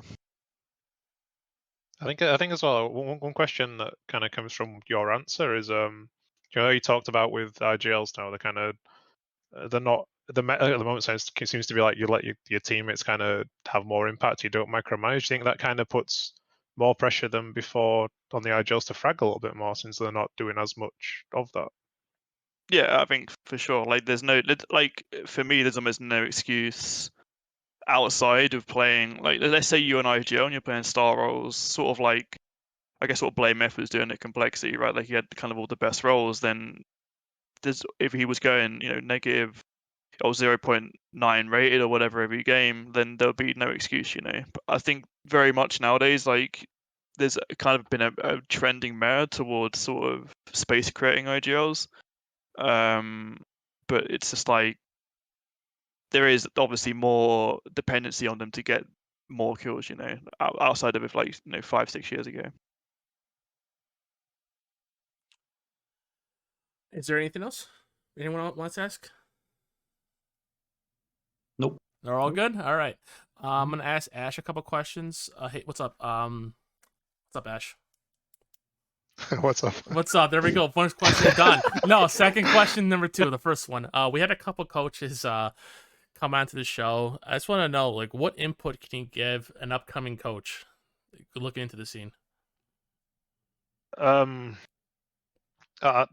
think you need to try and kind of look at it as the same sort of way like as you're a player. So as you're a player, you can try to like work on your weaknesses like all the time, right? So if your aim's a bit bad, then you can look at it. If you're making positional mistakes, something you look at that. And I think it's similar as a coach, but it's kind of the circumstances are kind of different as well, right? Because most of that will be like you might have a noticeable like disagreement or something, and I think being able to reflect is really, really important in being a coach. And you try and go about it one way, then you go back and you think about how it went, how could you have done that better for the next time. And I think in that sense it's similar because you have to be learning all the time. I don't think it really matters like how old you are, and that could be for kind of anything. Like, did you impact your practice in a good way, or how can you keep the players motivated, like that sort of thing. And I think on top of that, there's other ways to keep learning. One of the things I kind of like to do is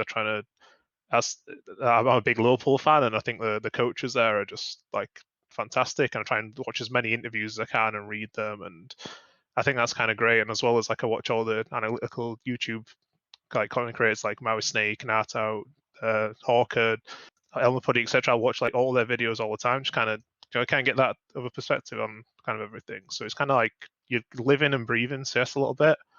I think it's like a good way to keep everything fresh. And then also being able to communicate properly, I think, is really important. Like everyone has different personalities, so getting to know your teammates is really important. You can't speak to everyone the same kind of way, and you've got to build like trust with people as well. And I think it's always something that can be improved on all the time, just like with anything else. And next question is gonna be a little HLTV-ish, trying to get the scoop on Gamer Legion. You guys just lost 0 to Sinners, Rusty to Into the Breach, and you lost Era. Is there any update on how your roster's gonna look like? You guys gonna like go the academy route? Anything you could throw input on that? Let's throw some leaks. There's Yes. Yes. It'll be coming soon. I think it's been like a long process, but I think it'll be hopefully in the next week. Damn, we're trying to break Reddit boards right now. Is there anyone else have a question for Ash besides my unbelievable first one? Nope, we're all good. Perfect. Thank you, Ash. LVN. First off, I want to say thank you for creating all this. Thank you. No worries. And you're playing in Spade, which is an advanced team, correct? Yeah, we're playing in advanced, yeah. I want to know, like, since I'm in NA, what's like the general like, how is playing in advanced in EU compared to like an NA? Like, how difficult would you rate it? Like, if you know anything, like how NA conception is. Well, if you're comparing it to NA, I don't fully look at NA, but like Yeah. EU advanced it's very hard in terms of like the format one, in terms of best of ones. They've changed the vetoes in terms of it used to be like 48-hour notice. You find out what map it is in the best of one. So it's like a whole different game you're playing in terms of anti-stratting when you've got all these teams that mostly all play in HLTV events and you're finding out the map 40 hours before. It somewhat becomes a different game. But also in terms of the level of teams, you could get anything. You get like top 30 teams who want to get into Challenger League, it's called now. Yes. But they have to go through advanced most of the time, so they just ask for an invite into advanced. And then you've got maybe like top 150 teams. So it's really like the skill gap is really like big in terms of you got from top 30 to like top 150 teams. But it's like really competitive. Like, and if you compared it to NA advanced, I would I would believe say it's a whole different yeah, it is. game. Like any advanced is probably like EU main. That's why I I have a would say conception. probably. Is, yeah. Maybe even like we have teams and inters that are salaried and stuff. Like that Prodigy's team, they're like properly salaried with like sponsors now. Yeah. And what can we be seeing from Spade going into this upcoming season? Like, Hoping some good stuff. It's like if we're on the topic about UKCS, it's the team I'm in now is a sort of fresher lineup. We had a very UKCS style ending to my previous team of 2 years, pretty much. Well, if most people of UKCS have heard of Jamie, he's the most complex human you ever meet. But and he was off to OG Academy, but for other reasons, he's now I guess retired, you could say, and stuff like that. And then we're sort of rebuilding after losing him, which is a big loss sort of to have. And then we're waking up on our day of 2 advanced officials, and I found out elsewhere, but other teammates found out via a UK CSGO article that our teammate the previous night decided to join a different team.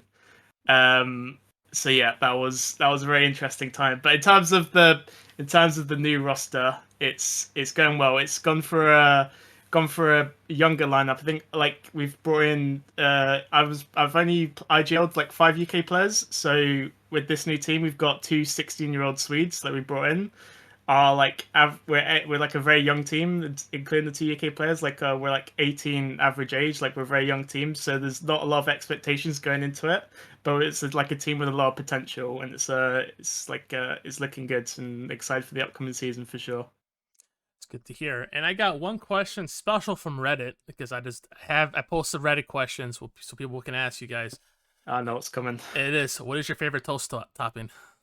I love Nutella. Nutella is my favorite topping, and I don't know where this joke came from. No I don't idea. know what happened, but yeah, I love Nutella. I was supposed to get a pot of Nutella for tonight to show off to the stream, but I forgot. So sorry, guys. I don't have any Nutella in the house. Very sorry. So do So you not upset. actually love Nutella? No, I don't know Not where it enough. happened. People are saying they've been waiting for this moment. I don't have any Nutella in the house. I don't know where this came from. But yeah, that's that. So what is the real one? What is the what? Sorry? What is the real flavor topping? Is it avocado now? I'm a bit of a Marmite enjoyer, not There gonna we lie. go. Oh no! Yes, yeah. Jesus, come can we on, kick him yeah. off? Yeah, stick with the Nutella, man. Not a Save single face. one. Not a single one. Oh, it's unbelievable. All right, thank you so much again, LVN, for setting this whole up. No man. worries. And we should give special props. It's been a fun 2 hours. I don't think people realize it's been 2 hours. No, bye for me at least. when Arsenal's people won talk- 2-0. We're I don't top know. of the league. We're not there Unbelievable. yet. We're not there yet. But once we make these podcasts go, like people don't understand. It just keeps going, and I don't like stopping it because I like getting everyone's input. That's the best part about it. All I right. was gonna say, LVN, can I ask you about Emp and like how important he is, especially with like some of the younger players? Oh yeah, it's especially important. Like especially when even for myself, because I haven't been calling for the longest time. It's sort of IGN or something I moved into. So and I haven't been with Emp the whole time I've been IGN. But in terms of the stuff he brings, and also just especially when you've got these newer players, like all of our players have played like a season advanced, but it wasn't like somewhat. This is their proper season advanced and a proper team environment and stuff. So the experience that's needed and the sort of teaching that comes with it, it's like a learning experience, and having him sort of involved, especially with how long he's been around the scene, how long went from player to coaching and stuff like that. It's really useful, especially for the younger players for sure. Now the good old days of Gatekeeper M. He's been, I think, on every single UK team at some stage. He's now the final boss of UK Pro League. Dude, everyone fears or they're gonna get kicked. Yeah, people genuinely, like back when he was on that My Insanity roster, people genuinely thought he was like some UK mastermind that was pulling all the strings behind the scenes. Yeah. Godfather of the scene. Yeah. LV, wait. He's LV, our Ocean, I think. Thoughts on the changes that were going to happen to Pro League? I don't know how much people knows, but like, it's something we didn't touch upon. But for the UK, and people say how small it is in the European scene, we actually, I think, we're parts due to Endpoint and what Endpoint have done, taking over the circuit. But the face it up wise, we probably have the most in Europe. We probably have the most active like domestic hub for all levels, not just Pro League, but like from level 1s to level 10s. And I think you won't see the benefits in like a year, but like if however long CS goes on, when you've got hubs like this, like developing skill and what Endpoint are trying to do with like a road to, or was it path to pro? I think that was it, and stuff like that. I think it's really good what we're doing, and the UK has the most active hub for this sort of stuff. But with changes that were going to happen, it was quite interesting. But yeah, it's looking good. But yeah, I think that was one thing we haven't touched upon on this is we actually have a good blessing. I think I saw Max played it the other night. I don't. It's sort of a thing that not a lot of people. It's not a thing you want to grind all day, especially like I know Max and mezii, like how much like you have in practice and how much other stuff you have to do. You don't think about, oh, I want to play UK Pro League and stuff like that. But it's just a good time in general. It's a good thing to have in the scene for sure. Yeah, I mean, I kind of forgot it existed. That's fair And as well. then it was shout out to Fraser. This is your shout out, Fraser, for getting me to play it. It was very fun. Very fun. All right, thank you so much, LVN.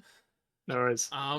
Freddie, first, I know you're in a late addition to this show, and because we got you on the minute we did the first posting on the Twitter. Some people messaged me, like, gotta bring him on there, so we're talking on DMs about it. So thank you again for showing up. I want to know, since a lot of people do not know, what got you so invested in this covering the UK CS so thoroughly? Like, as a journalist, it's like a journalist, like how you are. Well, because how I see it, like this might seem a little bit. I found this a little bit with casting at Epic Land as well. It was like you want to give the scene a professional, like help with professionalism, and I think especially with UK CS:GO, and I've spoken to a lot of players like this, is like we're giving people coverage that they wouldn't normally have. Like we're not the biggest, and we're definitely quality over quantity, but like especially the coverage that I wasn't actually a part of it, but the coverage at Epic Land, Arnie and Daft, like interviewing players like that, like for these players, firstly it's sick for them to get an interview like that. So like a lot of the players were like, this is actually just so cool being interviewed, and like putting that out there. And we had I think it was Azulu got into one pin, and like we found out it was literally because we shouted him out in an article, and they were like, oh, who the fuck's this guy? And just given like that, giving something that the UK scene can, like, it represents in that front. Like Dust2 has, like, NA has Dust2 NA, there's like Dust2 Denmark, and there's all these different things. Like the UK never had that.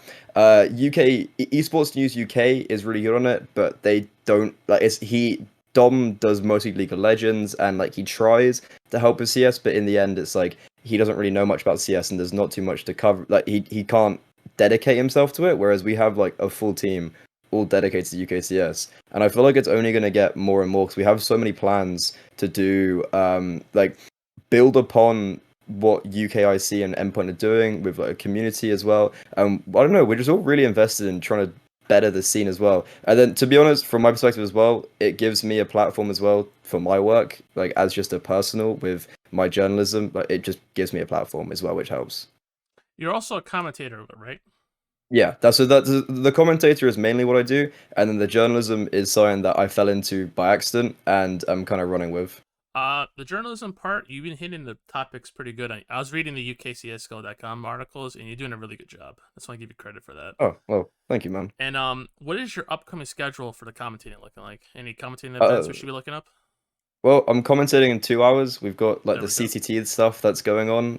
So the CCT tour, it's like hasn't been publicized at all, even though it's like $3.4 million. So I think maybe the social media should probably get a little bit upped on that. But that started the other day. South America is going on right now. We've got Central Europe coming up in a week, I think. And then there's like a few other things that we're looking at. My duo B-Dog, he's very busy right now with ESL stuff, but we're hoping to get... Yeah, because he's just gone full time. But I've got an issue where I'm still at university, which is a mixture of, I think, like it's good to stay in university and good to get a degree and like have a fallback, because Brandon's 24, so he's got a university, he's got a degree and can always fall back, so he's kind of taken that risk to go full time. I don't even know if it's a risk anyway, but like, and then also to appease my parents are very against me commentating and casting. They're actually actively trying to stop me. So like staying in university helps with that, but then it also reduces me from being full time. Like there's a lot of, especially going into this, cause I didn't do very well in university last year, and I want to do better in university. So if I'm going to stay, and I think going into this next year, I'm actually gonna have to tone down casting a little bit with like the grind, because we did sign like we I think in the space of like 3 months we did almost 200 maps casted, and like it was awful, but it was the grind that we had to do, and that's something that I can't really do again though. So I think I'm going over for that as well, like quality over quantity as well, like the journalism. And again, thank you so much for joining and doing all this stuff. Jacky, thank you again for joining. I got a question from some Reddit guys and Nart. I'm dubbing you the king of drip because I've seen all your photos on Instagram and all your shit, and how much clothing, how good you have. What is your favorite pair of shoes? That's my question for you. Your favorite sneaker? I've got quite a few. Most of them are at home in London at the minute because I'm in California, so I don't have too many of them with me. I do have these ones. These ones are sick. There's these bad boys that they're like a collaboration with Adidas and then also an artist I think called like Jeremy Scott, and it's got like 30 different types of fabric woven into it. I got these bad boys from like a charity shop for like 80 quid. Mad sniped them. Don't know how that happened. So I think probably these at the minute. Yeah, they look pretty fucking cool. I'm just gonna keep dubbing you. I'm just gonna keep dubbing you the king of drip. That's my that's my title. I'm coming for you. I'm coming for that title. That's what I'm saying. I've got this shirt on. I'm coming for it. It's not about the clothes though. It's about how you wear them. That's true. Okay. Like, you gotta, you know what I mean? Like, are you sporting backpacks like this? Is this what you're rocking up to events? Okay, with? I'm getting there. I'm almost there. I've got the shoes and shirts I've got. But like, you need the confidence to wear that backpack. It's a whole lifestyle. Like when LANs were happening, like before COVID, and I was doing Quake events as desk host, mate, I used to turn up with a multicolored fanny pack. And I'd have like loads of different sweets in there. So if anyone got tired on the desk, you just whip out some Skittles and shit. That was banter. That's bring everyone back to life. Yeah. Right, so Jacky, there you go. Is there any? Reach into this fanny pack. Yeah. If a strange man comes up and offers you sweets, don't take them, bro. This is the thing. See, no one had me in mind when your family were like, "Oh, don't take sweets from strange bearded men." From me, it's this guy has some major fucking drip on. I might need to consider. It's like, yeah. Have you seen his MF Doom ring? I'll definitely have a Skittle. What, MF Doom ring? Yeah, bro. That's sick. Do you have it with you? Yeah, all caps. There you go. Oh, that's fucking unreal. See, that's what I'm saying. Oh, okay. You know what? You win. You know what? How did you get that? Did you buy it online? Yeah. I got it ages ago. But I wanted to remember the champ by. Rest in peace. Rest in peace, MF Doom. The legend himself. Is there any upcoming tournaments you're going to be attending? Various bits and bobs. Got some stuff booked in for August. Most likely going to be heading up to Vegas if it goes ahead and hosting a Halo event or commentating it, depending on what happens. It's kind of being fleshed out. A few online qualifier bits, a couple of various things, and then possibly in Poland in September, doing some cool CS stuff there with Davey. So I think that'll be pretty fun. But yeah, a couple of bits coming up in CS, and then some other stuff back outside of the game as well. And again, it was so good having you, and always looking so fresh, man. Thank you, brother. It was a good time. I think it was fun. It was nice to have a chat with all the gamers and have a good vibe. I enjoyed it. Hawka, I got some for you before I end up with YouM3. Just thank you again for joining the show. Is there any upcoming events you have coming up we should be looking out for? The amount of times I get asked like a week before to do an event is ridiculous. So nothing right now, but who the hell knows in esports, man? I've been asked like a day before the event sometimes to fly out, and you're like, all right, cool, let's do it. And you host and you do a YouTube channel, correct? I do. I've been a bit lazy recently, but I do indeed have a YouTube channel. So for people who listen to NartOutHere, what's your YouTube channel consist of? It's mainly right now just like breaking down players, I guess, is the main thing. And then I'm also trying to do some more like storyline content because I think that's missing in CS. Like, I think Nart does a great job, and there's a lot of people that do a great job with analysis stuff. But I feel like we miss out on the storylines sometimes, so I'm trying to do that too occasionally. All right, man. Thank you so much for joining, and we hope to get you again as like a panelist someday, if you ever consider that. Thank you, thank you. You're also doing your review series of every type of ramen, aren't you? That's been going on for like a year now. Excuse me, I can't tell if you're just making this up or if you're confusing me with someone else. What do you mean? You've been doing it for literally like a year, bud. Last time I saw you, when we were at that that ASUS event, you were telling me, you were like, I've just had the boiling hot triple chili.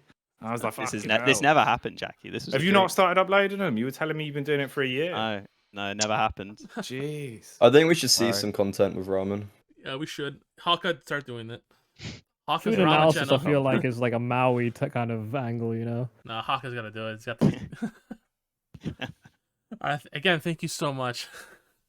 And No Yumi. worries, no worries. Yumi's a common guest we always have. We always... Oh, is there any events you'll be doing upcoming? There's a couple things in August and kind of into the start of September, but well, they'll be on my socials if you're so inclined. Yo, you're plug-in. Plug in for the socials. Again, we'll be having Yumi back for upcoming episodes, so he's always like one of our better panelists. Again, thank you so much for showing up. Cheers, man. And lastly, some laid back questions just for everyone. What map changes do you guys want to see? Bring back Mine's Vertigo. Get Minus just two out. Mirage. Yeah, bring in Cash. Bring back Cobble. Oh god, don't bring in Cash. Bring back Train, man. I'm old school we need- Cobble. Need Old Train school and Cobble back. Yeah. And what map? Always I heard Mirage and Vertigo. Is that the consensus? Get Yeah, just but two no, out. Just two, I just like, two, just two. yeah, I No. like Vertigo. Look, Which- there's no Minus need Dust to 2, flame minus Dust 2, Inferno. guys. What's your consensus? so bad. What's your consensus on Ancient? That's good. It needs to. It's okay. I think the I fact like that we've only seen like with like minimal changes in like almost 2 years, I feel like it still is. That there was an attempt to make it less CDSI, but I feel like maybe It's a few more changes. Yeah, that's what I go with. Yeah, I'm not a fan of how slow they update the map, but I don't. As a whole, I don't really mind the map, but I just wish it was I think updated more. It's They gonna were be pretty fast with the Vertigo up. When Vertigo Yeah. first came out, they were pretty like fast in terms of Which how was often good. updates Yeah. happened. Yeah, Yeah, but whereas that's what I Ancient- expected with Ancient. Yeah. But it took a whole like a year and 2 months. I was like, okay, well, the map's just hot garbage. Yeah, I think their whole like fundamental way of how they actually patch the game, don't do anything, has changed so much. all right. Since the release Speaking of that, so- updates, did see that huge update? Did you guys all get global? Oh, I queued with Floppy and he got Silver 2 and I Yeah, I got Gold saw Nova that. 1. I saw Like, that. what was that? We queued, yeah, like we queued in a 5-man and then half of us got like Gold Nova 1 and Silver. Like, how? We're being discriminated against. I have like the CS like tweet notifications on, so I see whenever there's an update on my phone, and it's just such a clickbait. Like I see it pop on my phone, I see like matchmaking ranks changed or something. It's such a good one. It's just everyone's losing their rank to like recalibrate or something, aren't they? Mezii, So I did don't know, you do it? everyone's hoping for an August update. A big, was it like 10th anniversary or something this year? End of the month. Oh, Mezii, Yeah. did you do MM? I actually got promoted. I went from like, I don't know, I didn't really play MM, and Yeah, I know, obviously. I played a game with Ash and went from like DMG or something to Legendary Eagle. So There we maybe go. it must Oh, road to big global. Yeah, no, road to I don't global. like thing. it. That's, you know, Road it should be. Floppies is road to global. That's the true story Yeah. right there. Should we get an MM starting after this then? You guys can do it right away. Yo. And one other question. Since the M4A4 the M4A1 update, do you guys still? What's your debate on that issue? A1S is still a little bit, it's still a little bit busted. I told my friends stick with A1. Like, oh, the more bullets, but like it's Any better. people who go to the A4 are just edgy. Yeah. A1S is still it, I think. Like the 5 Pretty bullets sure- wasn't enough. Yeah. Pretty sure we'll Yeah. change to the A4. So Whoa. I insta changed to the A4 and then Went back. Yeah. and then regret, I've gone yeah. back, but I don't know, man. I can only get 2 kills with the A1S, and then you just Yeah. run out of bullets. So I don't know. Spamming as well, like CT Yeah. side, I feel like Monster as well. Like you just can't spam Monster, for instance, anymore. Yeah. you Or it's not as good. It's like their solution to it is like, the oh well, price he as can only well. get like 2.5 kills, and then he's gone. You know, like he gets traded then, but it's not fix the weapon. It's like it's the cost that gets me. Like it's a stronger gun and it's cheaper. That's it. Yeah. All right. For CS news, we're pretty much. I think we hit everything. We're gonna do a little football talk since it just Premier League just started today, and Arsenal won. Screw you, LVN. I just want to know what teams you guys, what clubs you guys support. Or Birmingham City. What? That's for Liverpool. This is where I say I support Villa, and mezii never talks to me. No. I support Arsenal. Yes. Proud Pain, Borough pain, fan. brother. Yeah, I kind of just don't follow football, so I know that you No, mean. same. I never gave a fuck about football. But when I was a kid, my family always used to ruse me and lampoon like me into being taken to games. And they used to lie to me and say that we were going on like an Easter egg hunt or we're going to the cinema. And I get on a fucking How many bus. times can they lie to you about Yeah. an Like, Easter Yeah. egg? Dude, I was a baby, man. I was a little, my brain hadn't developed yet. I didn't know what it meant to You've do a lied to default, me like, again. literally, you get there, and then all of a sudden you're at a Easter egg football hunt. field, and you're like, for No, fuck's sake. That's part of the Easter egg hunt. It's like you have to go watch a football game. It was Yeah. mad. At one Yeah. point, I did get, I got grabbed by one of the players from Charlton as well. He like came over and Is that basically consensual? lifted me. Yeah, well, no, not in like a, an outrageous way. He just sort of grabbed me and took me Tried to onto the snatch pitch when I was a little baby, like holding me like Snatch fucking you. Simba, and just walked me around, and everyone signed me, and then I got given back, and I was just there like, around. Yeah. So that's my experience with football. It's been violated. Yeah, just literally got Weird. carried around by Clive Mandonka. Like, Were your everyone's just signing parents? me. Were your parents just saying that? Just like, ah, yeah, fair enough. Normal. No, they loved it. They were normal big fans. activities. Yeah, they were hyped as fuck. They probably still have the jersey somewhere. They were well up for it. find my baby. Yeah. It's going to We, be so weird going to watch England World Cup games in December. I don't know how so that's going to work. What do you guys think of the for England? Where are they gonna end up? Oh, it's coming. It's coming home. Yeah, it's coming Coming home. Yeah. Hashtag it's coming home. I want everyone to say that. Yeah. Is this for Twitter? It's for Twitter. Yep. All right. We're going to end the show off because it's been a 2.5-hour show right now. Again, I want to thank LVN. I've been saying it sometimes. Again, thank you so much for setting this all up. Thanks, Freddie, for some input. Thank Jacky, YouM3, Hawka for being unbelievable. Thanks the pros, mezii, MiGHTYMAX, and the coach, Ash. This is NartOutHere, and we're signing off.